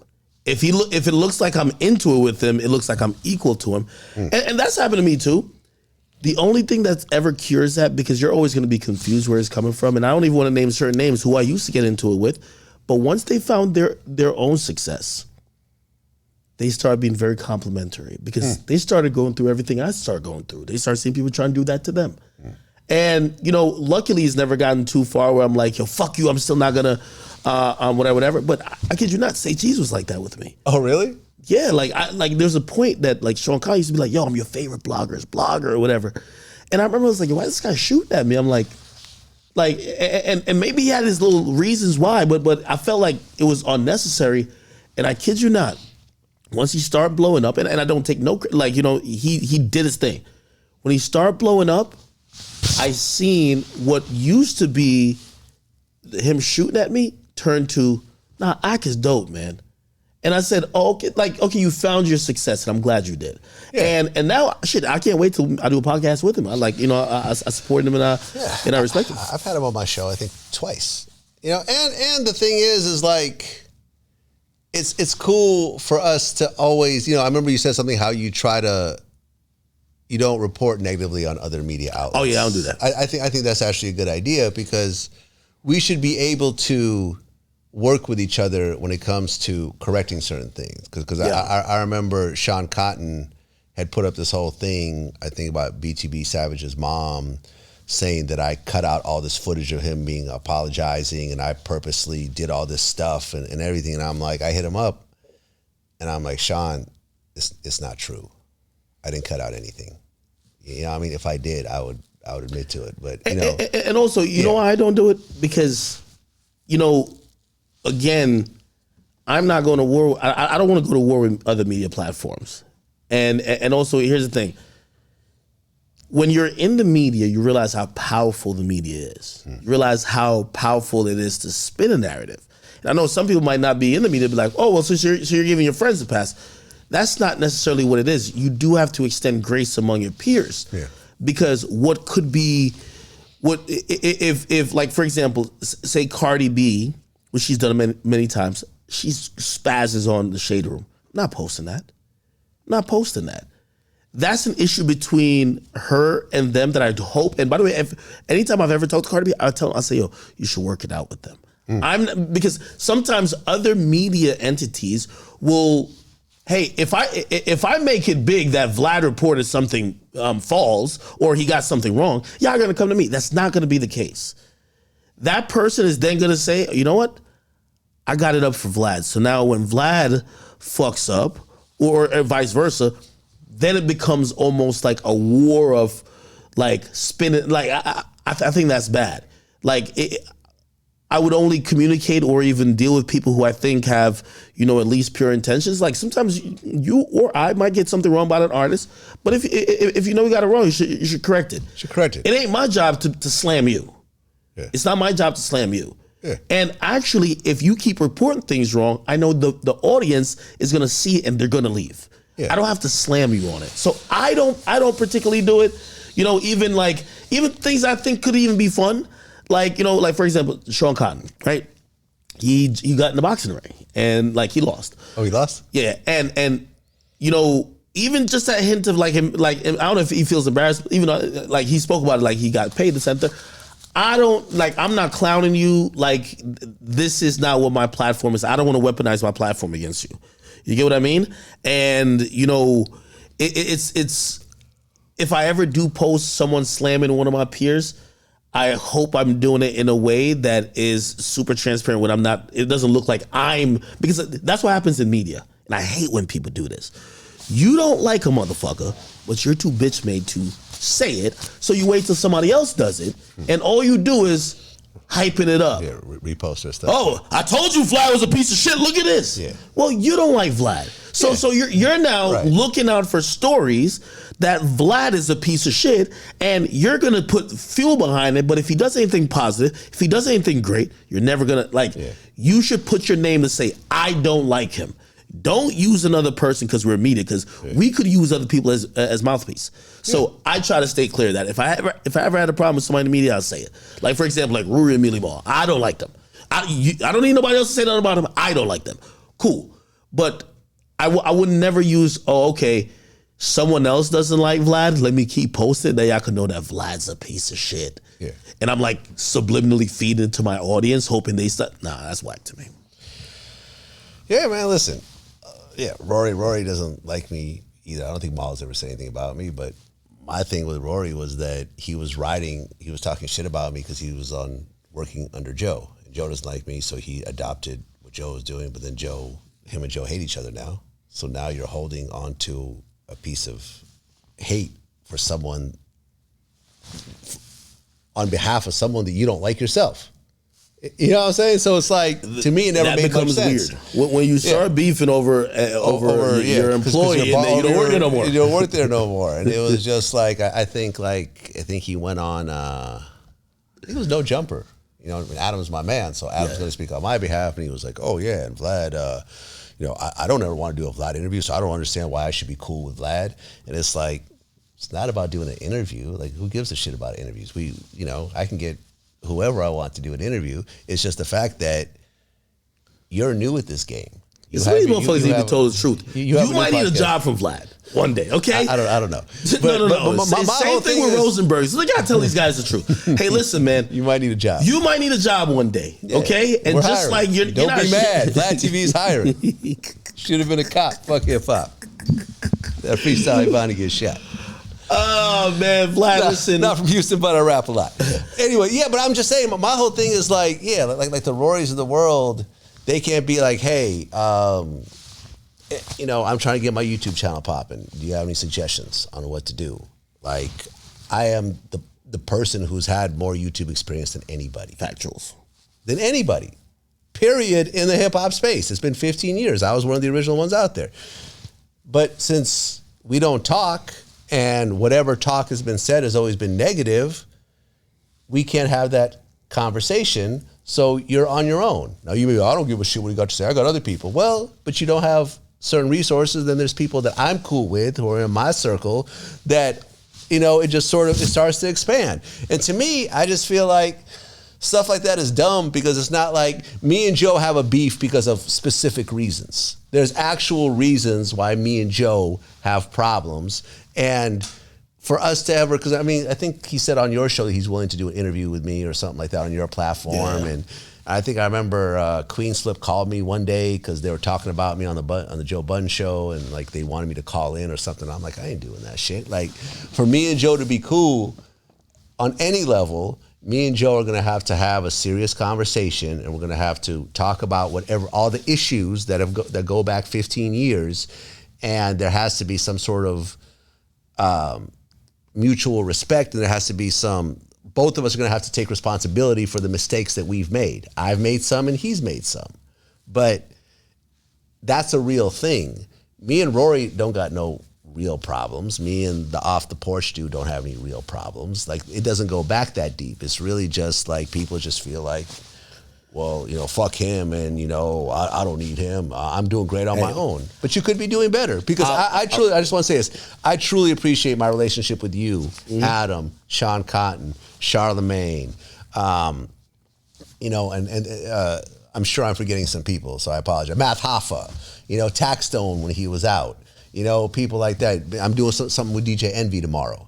I'm saying, doing a whole car feature with him. You know what I'm saying? Like, these are all people that we've had good mutual relationships. Like, Math does my show, I do his show the next night.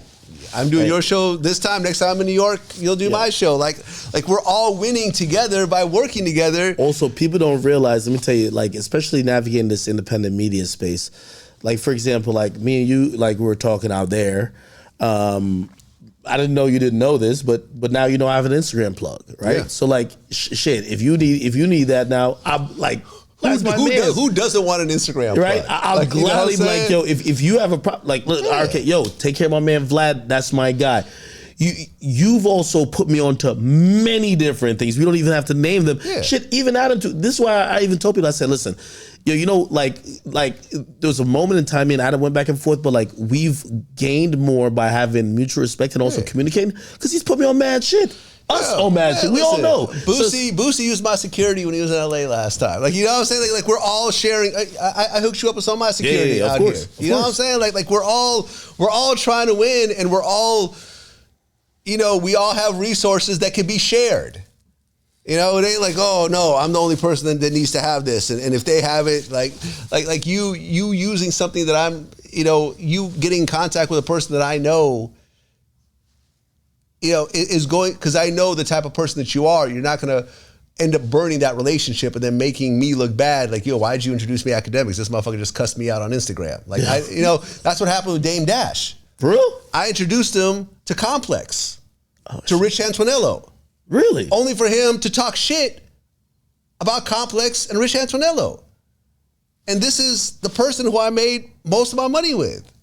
And I'm looking, and you know, luckily this didn't ruin our relationship, but I'm sure to a certain degree, you know, he's probably like, yo, you brought this motherfucker around and now he's calling me a culture vulture. Cool at all? Not in the least. Damn. Not in the fucking least. And he says fuck Vlad in his interviews, and I say fuck Dame in mine, and life goes on. It is what it is. But what I'm saying is, like, there's certain people that you can introduce to and bring around and everything else like that. And there's certain people that you need to just keep your distance with. Yeah, you learn over time. You learn over time. Learn over time, man. Listen, man, yo, Vlad, thank you once again. Another phenomenal interview. Thank you. I love when we go back and forth. Yeah. The beautiful thing about, I think, all these conversations, a lot of times, and even a lot of topics, like this isn't where we just are both like, oh, we agree. We kind of disagree on a good amount. It's very respectful. I think we trade ideas, and I think we do it in a logical way, but it's always interesting. Yeah. And I think the audience loves this, man. I think and also we have two different dynamics too, which I think is great.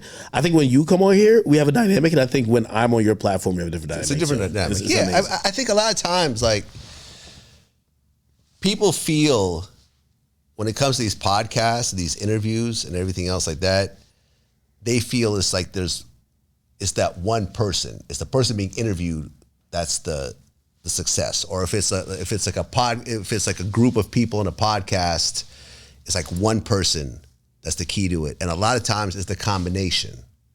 It's the opposing viewpoints. Like Skip Bayless is Skip Bayless for a reason, because he likes to do the opposing view. You know what I mean? Didn't I say that point on the last interview? You did. Listen. I keep telling people, listen, the rawest content, you're gonna have to appreciate Skip Bayless, because let me tell you this: the guy who's willing to be unliked, but he's everything. Like, even with me and Joe, you're throwing up the ball for somebody else to dunk. Yeah. And again, if that's just not happening, it might be a great conversation, but if you're both agreeing on both points, sometimes somebody gotta be the bad guy. That's what I do like Skip for. Yeah, I mean, listen, I remember we tried a podcast with Ari Spears, and I forgot the guy he brought in, but it was like one of his comedy partners, and it was like the two of them just agreed on everything. Yeah, it just didn't make for a very interesting podcast, and it lasted one episode. You have to have the view, you know, the opposing viewpoint, and I don't mind being the villain sometimes. Sometimes you are, because I see the comments, they're like, Vlad, I don't know what the fuck you talking about. That's right. Which that's part of it. I'm fine being the villain. I'm fine. Over time, I think what you've done, which is amazing, like, not only, like, first of all, your voice is just a staple in all your content, but you've been more transparent with your stance and been more, hey, listen, we are talking, I am asking you questions, but I do feel this way. Yeah. And I think now, because that is like ever present in most of the stuff, they identify with you a little bit more. Yeah. Right? Yeah, I'm okay with the unpopular opinion, man. If I truly feel that way, I'm not just going to say it just to say it, but I'm okay with, you know, criticizing Nas's beat picking. You know, I feel like he doesn't pick the best beats. And I'm seeing you switch on opinions too. Like, you know, after more information came out, or you felt differently? It evolves. You know, I'm okay with my stance on Tory Lanez. which most of male hip hop is against me when it comes to this. And I think only you and Adam is the only people who I see who's like, fuck that nigga. You know, but look, but at the end of the day, people think, oh, that's because Tory sent you an angry DM that one time. It wasn't about that. Yeah, he did. Oh, man. Yeah, Tory. he did. Well, because when I first started saying, I'm like, yo, from what I understand, Tory's going to go to jail. And he's like, yo, what do you know? That's what he said? And I'm like, don't worry about what I know. He's like, hey, you a cop. You know? He said that in the DMs? In the DM. I'm just like, all right. Well, I'm going to go by what they said in court when they brought up his Instagram message saying Kelsey didn't do it. Yeah. This might be his team. It might be. It might be. And his lawyers brought that up. But my whole thing is that let's just say that Tory actually does say his side of the story at one point. Because it's really hard to support somebody who's not saying what really happened. Right? Okay. Am I right? That makes sense. Who refuses to take the stand, who just said, I didn't do it, and just believe me. You know, because I remember like Tory was... I mean, when he was here in the interview with him, he said, and I knew certain questions he wasn't going to answer directly, he said, there's going to be a time and place where all your questions will be answered. Right, and that was probably, he was based on him being found not guilty. Yeah, I guess so, right? That didn't work out, unfortunately, for him. But, you know, I mean, the thing of it is that, like, if Tory comes in and says, look, this is what really happened. The fight, argument, whatever. Yes, I pulled out a gun, but then Kelsey ended up grabbing it from me and we fought over it and then it went off and it was a complete accident and whatever. And this is really what happened. And let me tell you all the details and everything else like that. Once I get that information, I might be like, okay, well, you know something, Tory it may not be his fault. You know what I'm saying? But you're going off information you know now. And off of all the court information, off of everything that I've seen, speaking to Megan Cuniff, who was actually there and everything else like that, I formed my opinion. And my opinion was the same as the jury's opinion. You know, is the same as, you know, I'm not going to say that Jay-Z was behind all this and Rock Nation was behind all this. It's all silly. You know, but I've expanded, you know. Tekashi, I said I wouldn't do the interview. Now I'm like, actually, I would do the interview. Because at the end of the day, there's been lots of people that have cooperated, and I've interviewed a lot of people that have cooperated. So I think I was somewhat picking on Tekashi just because he was more in the hip hop space, and you know the mafia shit was a little more detached from me. We could all expand, man. We could all like getting new information. You should evolve your opinion.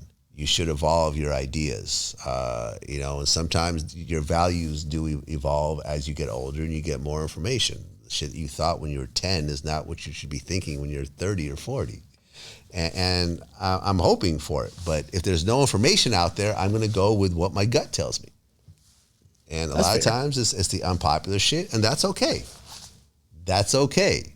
I understand there's people that I have talked negatively about that people in hip hop love, and they're so mad at me that I would even say that. But, you know, I'm also not a super fan.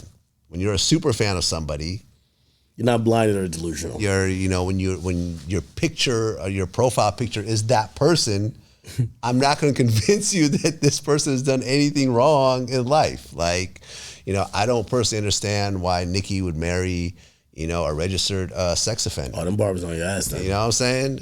I just don't get it. As someone who is so talented, so successful, essentially, it'd be hard to argue that this is not the greatest female rapper of all time. No, she is. Nicki like gangbangers, though. You could like what you like. Well, if your type is gangbangers, your type is probably not the most upstanding, like, guys, which means if you're probably cool with maybe some of the Safari wasn't a gangbanger. She ain't like it. She ain't like that nigga. Bro, let me tell you. She was beating that nigga with a purse. You ain't hear the audio? Bro, I heard a story. She was beating that nigga with a Chanel purse. I heard a story that she was on a radio show with Safari, and they asked her if she was single, and she's like, "Yep, I'm single." And Safari was like, "Huh? What?" And she just screamed at her, like, "Shut the fuck up. You don't talk unless you're spoken to. Don't ever question when I'm doing my job." Just violated him in front of everybody. That's what I heard. That's what I heard from someone who was there. You know what I'm saying? And like to me, that it doesn't make sense why someone of the level that she is would get married to someone with such extreme baggage as a registered sex offender. Me personally, if you're a registered sex offender, I don't want to be around you. I don't want to be around you. Address got leaked at that time because if you look up his registration, it's always going to be her address. It's kind of like if you're my man. I've seen her defend it though. I've seen her defend it and say she believes that he got a bad rap and the whole case was fucked up and that they took advantage of him and actually looked like they were working against. By the way, the woman involved allegedly, there's been variant report, but right? apparently they have said that there's been a little bit of harassment. It's one of those things where. Hey, listen, I mean... But who knows, like, they said Taylor Swift was with a fucking, like, flaming racist.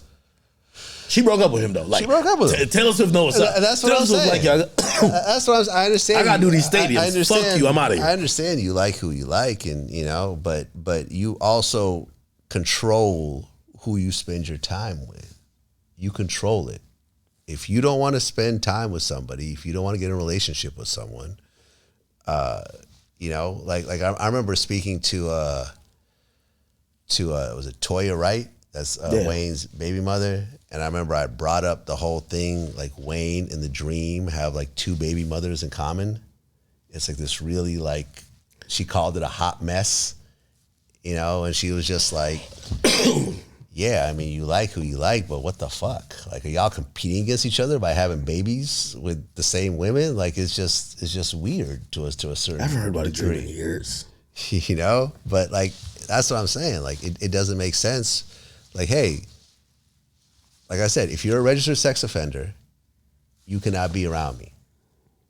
I'm sorry you made that mistake in your life, and maybe it wasn't your fault, and maybe I'm sure there's more to it. So Nikki wants to do an interview with you, but she's bringing her registered sex offender husband. I don't think it would go well. I think the three of us in a room together probably wouldn't. I'd have to have. And now this guy's mean mugging you, looking at you like, yo, Vlad. Like, I think I probably said a few too many things. It's just like I can't go to Russia anymore. I mean, like, I ain't gonna lie. Nikki did tell me, she DM'd me one time. She was like, "Yo, what's your address? I'm gonna have my. You gonna have to deal with Big Zoot." Travis Rudolph shit, right? Shit. I was I'm gonna have my brother come shoot up your place. Yeah, it's like one of those type shit. I'm like, and I ain't gonna lie. I had to screenshot it. And by the way, you know what's so funny? This is the thing about fans. Obviously, because me, I'm like, you're not gonna DM me this shit. I'm not gonna put it out. After she realized I'm not putting it out to the public, she unsent it. You know what her fans said? You made that up. You made that up, yeah. Like, they literally believe that. Of course. Because that doesn't even sound like the tone they know her for. Yeah. Like, they literally, like, to this day, they believe I made that up. And I was like, wow, the power of fandom. To everyone who's listening to this right now, you got to understand that all of this, like every form of entertainment, is all about image and illusion and everything else like that. When when people go, like especially women, if you notice when they make videos, there's all types of insane filters that are happening. I've not seen Nikki go online and you actually know what she looks like. I mean, you see it in the extreme with that Pinky Doll girl. Oh yeah, I mean, she's doing videos and she's my color. And then she shows up at an award show and she's darker than you. I thought she was mixed. Only reason why I thought she was black is that hair hat on her head, I could see from a mile away. I could see a fucked up lace front from a mile away. I said, that shit is not sewn in good to the scalp. Vlad, I'm sorry. I know them things. So I said, I think she mixed though. Once I see, I'm gonna be honest with you, at the streamies, I would have never noticed her. But I guess she was acting the same. She was like, like doing that little NPC thing. I guess that's like the identifying thing. Yeah. But she looks completely like if you showed up and you were a whole different complexion. Imagine if I showed up and I was your color. That would be wild. I'm like Tropic Thunder, Robert Downey Jr. That would be wild. Yo, to this day, I don't know how she does that though. Yeah. Because like, it's not like she's doing different filters. She's been one color Yes. Till she was seen on TV. Until it was live.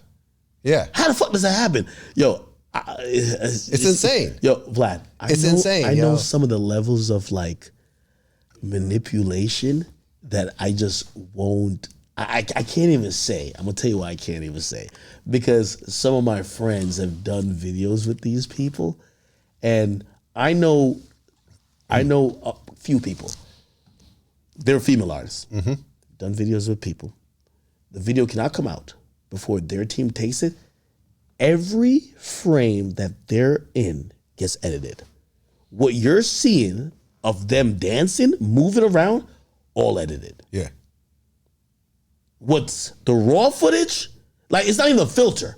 Everything edited, from every curve, everything edited, frame by fucking frame. Yeah, it's wild.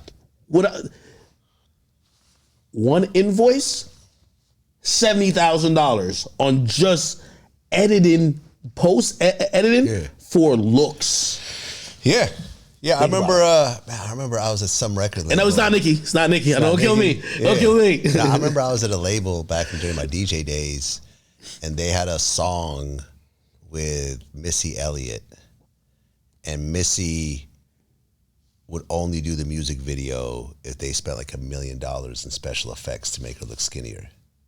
And they just didn't have the budget for it. So the song never came out. But it's that type of shit. Of course. You know what I mean? You guys spend $1 million to turn you into a different human being.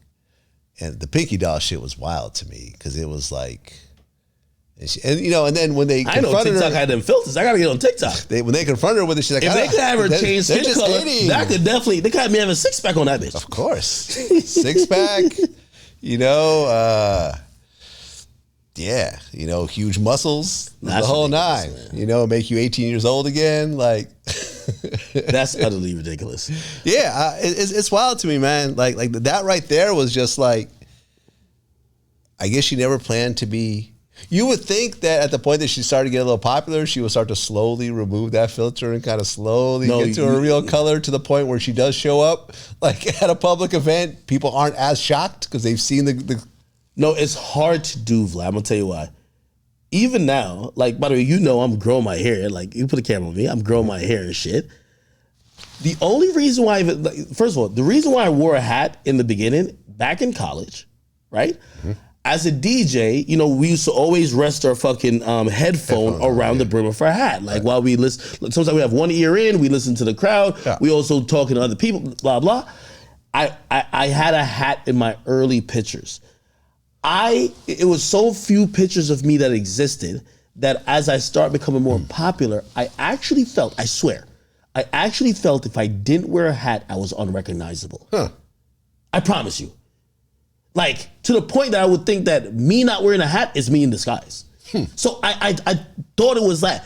Now, like, I just feel like I've just outgrown it. I'm like, yo, listen, I just want to come with a new look, and I'm just grow my hair, and I'm just have that like a style, but I'm ditching a hat. You growing dreads? Not dreads. It's gonna be like some twists, or like some box braids or some shit like that.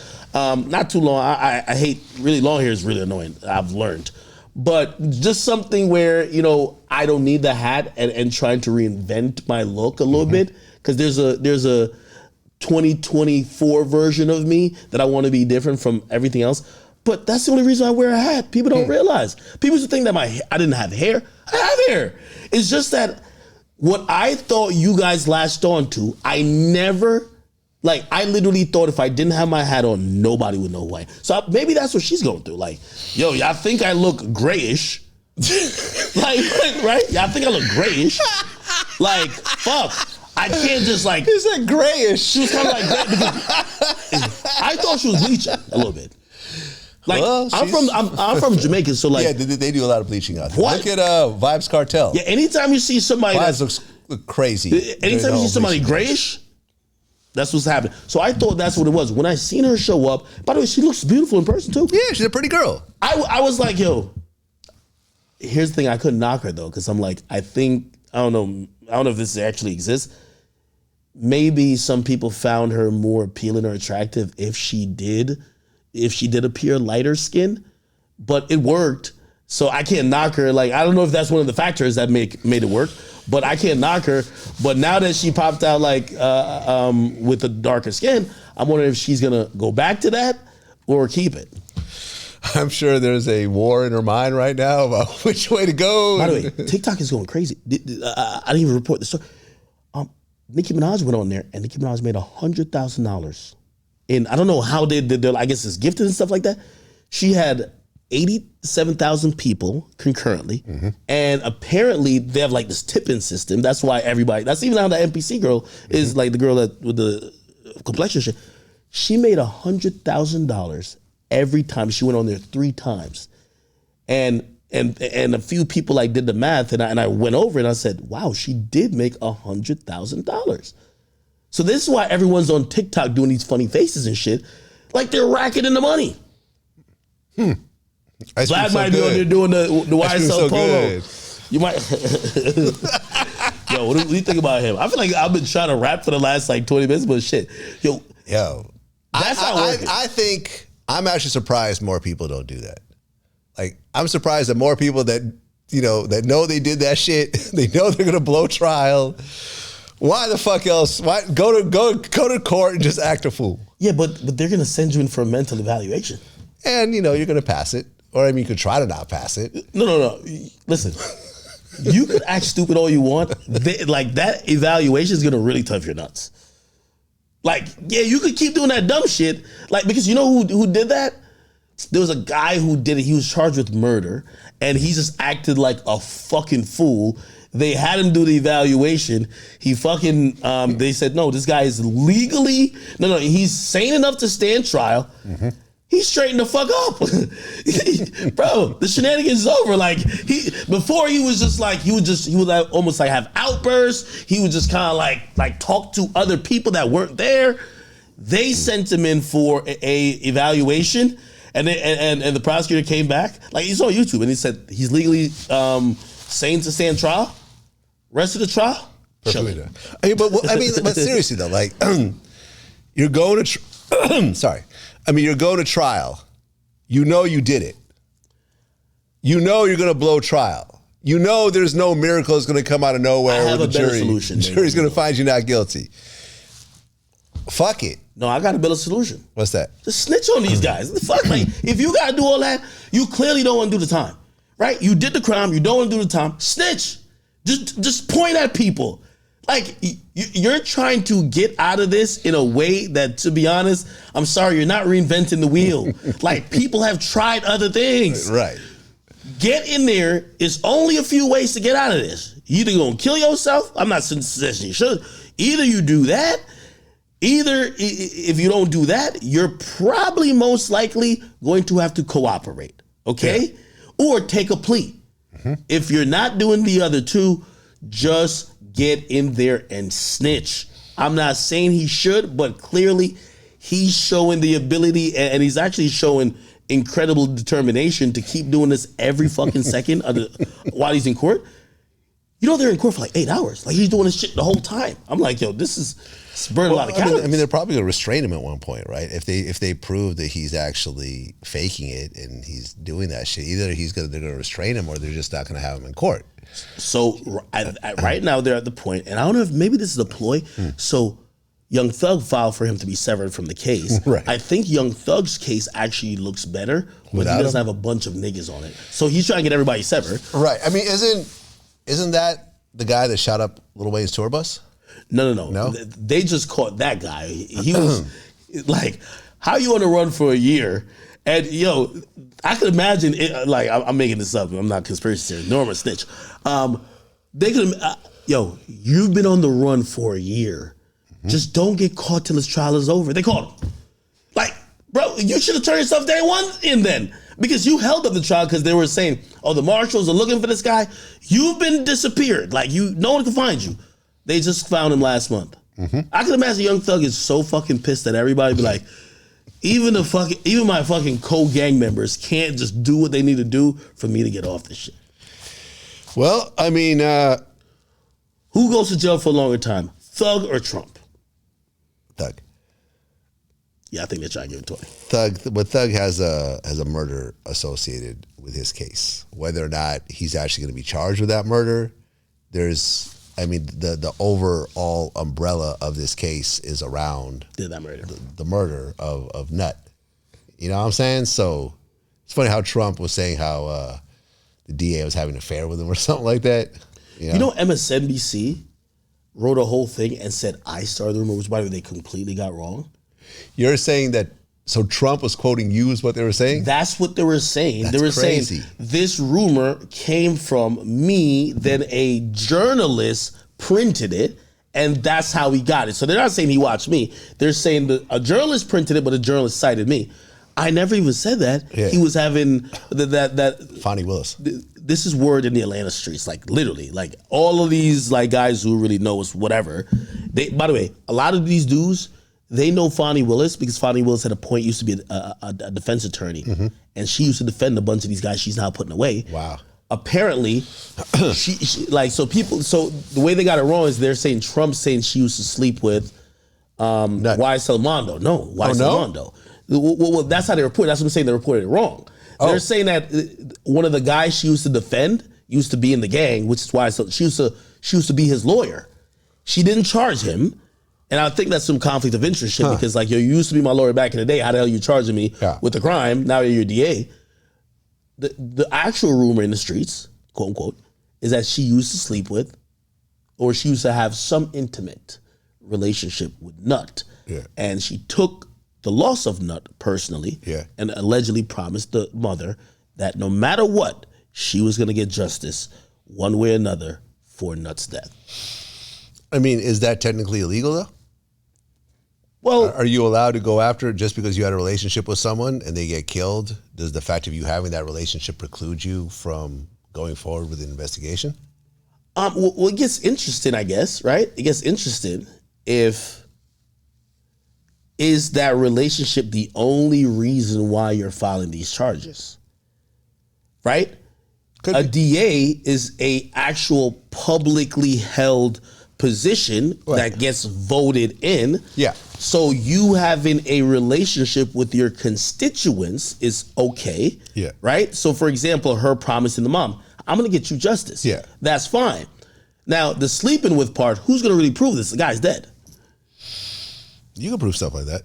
Well, like, who's going as far? He may have talked to people about this. People may have seen them together. I mean, you never know. I don't know how serious this rumor is. I don't know, but I'm sure Trump raised what, like $8 million after his mugshot, so he's got the money to go through an obscene amount of research. Yeah, but here's the thing. I think before Trump would use that, YSL will use that. Yeah. Yo, she's weaponizing the fact that the main guy who's the decedent or the person who died is Nut, and they're claiming that the only reason why, this case exists is because he died, and the prosecutor used to fuck him. Like, clear it. Motion for dismissal. Let's go. Let's get out of here. I mean, but those cases are already tied together with Steve Sadow, who was Gunna's lawyer, is now Trump's lawyer. So he's already. The YSL Trump case is already tied together on the defense side as well because of that, in a way.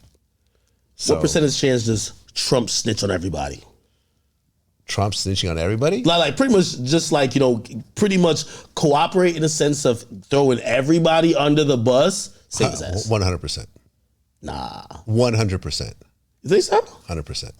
No. You think Trump's going to go to jail to protect somebody? I don't think he's going to go to jail at all. But I do think that Trump is going to. But the thing is, even him pleading guilty to some of these charges will preclude him from running for office. See what I'm saying? Okay. And the one thing that Dershowitz told me that's interesting is that the biggest trigger for Trump is being called a loser. Or called broke. Yo, they just put out this report recently. They were like, yo, he was capping about a couple billion. Yeah. Yo, he ain't as rich as what it is. He's not as rich. I think they only put that out to bait him because they know he's going to be like, what? Yeah. I'm even richer than what I said. Yeah. But he's been chilling. He hates being called a loser. He'll every time someone accuses him of losing something, he'll just attack them. Sleepy Joe's a great nickname. Yeah. I mean, he's a bit sleepy. Yo, he called DeSantis, he said DeSanctimonious. This guy's hilarious. Yo, I would want him to do Saturday Night Live. 100% Trump is snitching on everybody. Really? Trump will throw everyone under the bus. He'll snitch on his own kids. No. Absolutely. You think Trump will do jail time for his kids? Yeah. Hell no. Yo. Hell you do no. realize that Trump at this point realized that he has to know that this MAGA thing is so big that part of it is him having some loyalty. Mm-hmm. And if he just fucking folds on everybody, like this is a movement. Who is Trump been loyal to? Name one person he's been loyal to. Well, here's the thing. Nobody cares if he's still Who is Trump been loyal to? One person. No, I'll name me a human being. I'll tell you who. Remember when he was in office or when he was running the very first time, and he had these people around him that were doing weird shit, and he kept firing them. He would let them go, but never talk bad about him. He would never be like, "That's a piece of shit." Be like, "He's a good guy." Like anytime they got found wrong, doing some wrong shit, he would always say they're a good guy. Okay, you get what I mean? If he's disloyal or just like a piece of of course he got distanced himself, but even though this is gonna sound crazy, he's even loyal to the Proud Boys. He ain't say fuck them. He was just like, yeah, I can't agree with everything they saying, but really, he agree with everything they saying. Of course he does. Those were. I mean, I think Trump sat and was watching the insurrection, hoping that he was about to be the dictator of America, and his mob was. You think so? Why else did he not call them off? That's part of the whole thing. He had every chance. I think he's drunk out of power in terms of they're really doing this. He had every chance to call them off, and he was completely silent. Do you think that if he said something, it would have stopped him? Yes, 100%. Absolutely. They're all following him. He's the leader. He's the absolute leader of this whole following. But here's the thing, though, about Trump. At his age and as his overall health, because listen, Trump is fat. He's overweight. You finna get on now Ozempic. He needs to do something. But at his age, any amount of jail time could potentially be a life sentence. Think about that.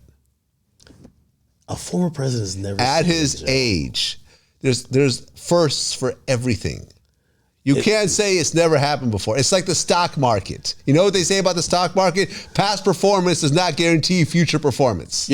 So just because in the past there's been no presidents, never been a president as outlandish as Trump that has done the type of fuck shit that Trump has done. Trump, nobody has been in charge. Any jail time. Yes, I believe that is the complete end of the justice system as we see it federally, because now every president that will eventually be sitting, or anyone who is in charge of either the FBI or other investigative agencies, will weaponize it. You need to, it will be a very interesting and scary time where you could just say, rather than compete with this motherfucker to see who leads a nation, lock him up. But that's always happened. That's happened in every country. In the United States? Not in the United States. It's happened in every country. In every third world undeveloped country.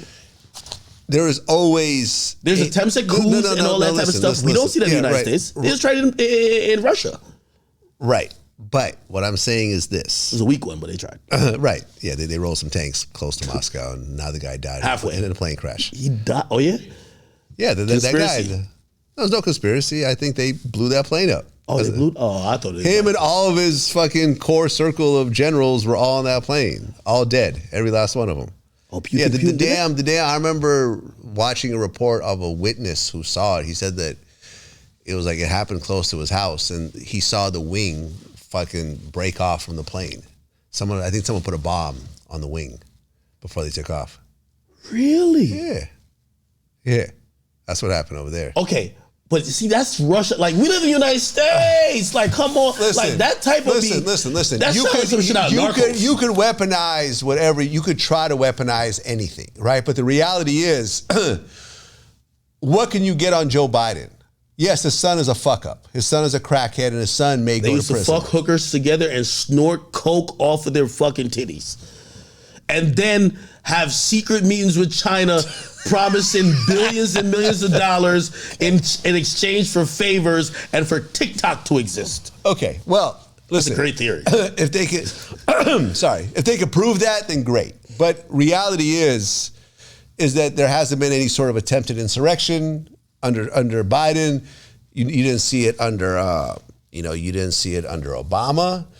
Now You we heard didn't Obama's see it gay. under Bush. Wait, You didn't did you see it hear under Obama's Bush. gay? What's that? They say Obama's gay. He said that he sometimes thinks about gay acts in his head or some shit like that. His ex-girlfriend, I guess, had a letter from him or some shit like that. I don't know, man. I don't know. You're telling me that the most popular man in the country for 8 years, or popular man in the world for 8 years, was having wild amount of gay thoughts, and we don't find this out till like 15 years later?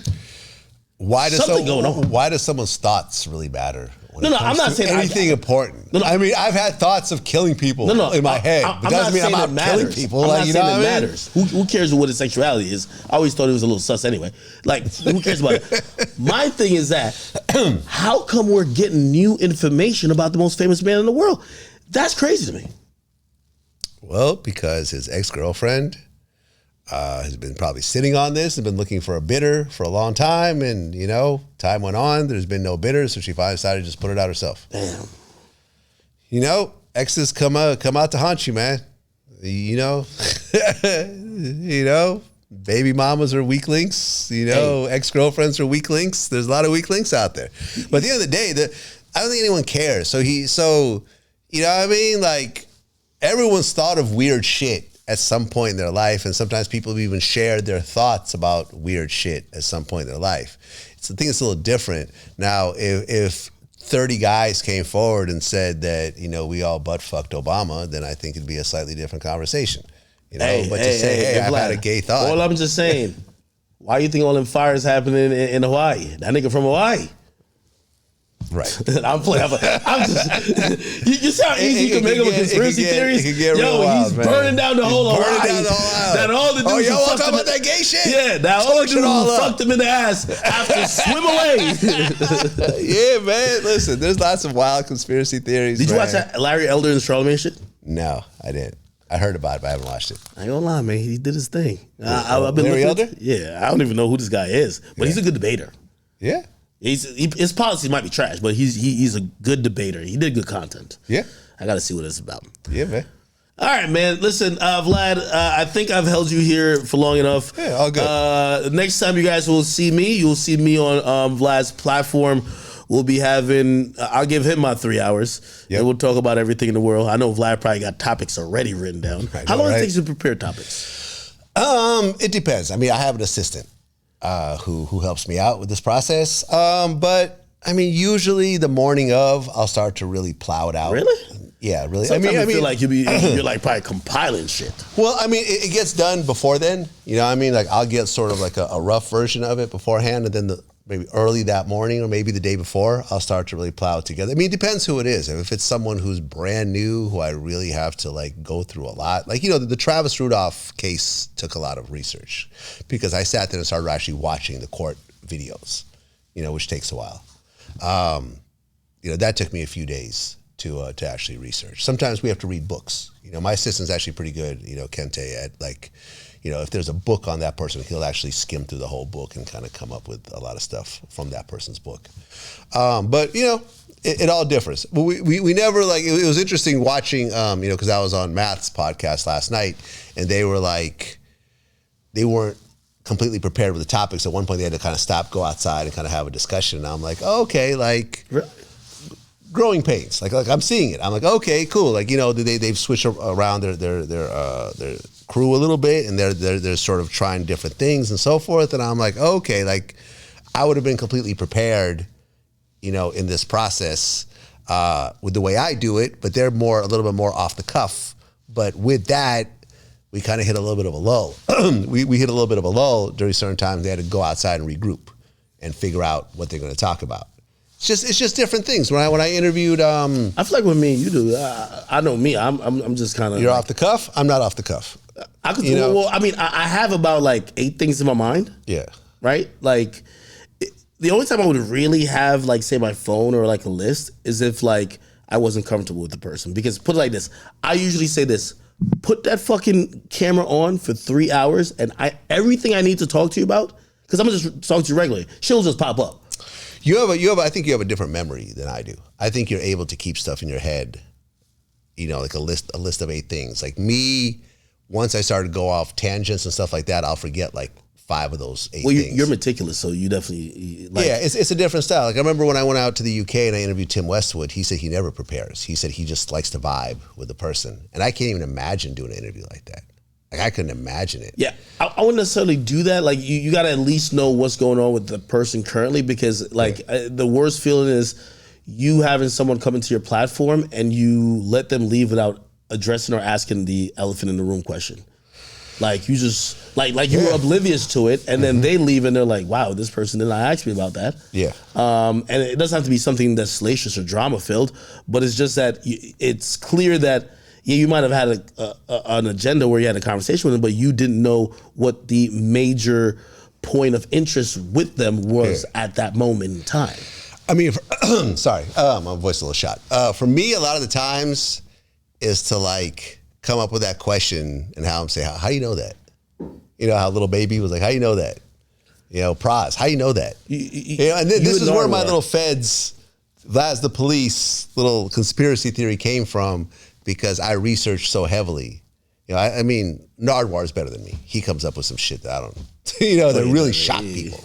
But, with me, it's like, I'll talk to people. I'll talk to people around the situation. I'll talk to people that they know. I'll watch other interviews. I'll read articles. And then I'll go through my own memory banks. I mean, at the end of the day, at 50, I'm as old as hip hop. So I've seen every part of hip hop. I mean, I've been pretty much a lifelong hip hop head. So I've seen everything. So I could always go back and remember something I read in a Source magazine in like 93 or something, and be able to reference that type of thing that you can't even Google anymore because these magazines haven't really been digitized, and, which is actually too bad now that I think about it. But yeah, I mean, that type of thing. I really want to catch the person like off guard with a question they've never been asked before and be like, God damn, like no one's asked me that. How'd you even know to ask me that? And how'd you even know any of this information? That to me is a win. Like, yeah, this is going to be unique. I respect it. Yeah. All right, man. As I said, next time you'll see us together. You'll see us on Vlad TV's platform. Thank Vlad for coming in here. Always giving me his time. Scheduling with him has always been a breeze, very easy, and I appreciate him. I hope he appreciates me. Of course, hopefully appreciates our relationship, which he obviously does, and I definitely do as well. Thank you for watching, Vlad. Do you have anything you want to announce that people could check you out?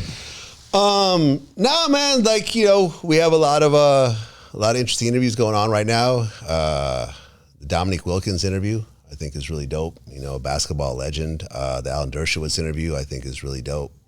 I'm trying to think what else. Man, just go to youtube.com/Vlad TV. Become a member, by the way. Watch the interviews early as a member. Exactly, man. Pay that $4.95 a month. You don't have to wait like the month and a half for Boosie. And we got the Boosie estate tour coming up. I can't wait to see that. That's going to be dope. I love a good pocket watching episode. I'm going to watch how much money this thing got. All right, man. Thank you for watching, man. Another episode of Off the Record Podcast. Until next time, it's Woody Akademiks. DJ Vlad of Vlad TV. We are out. Peace.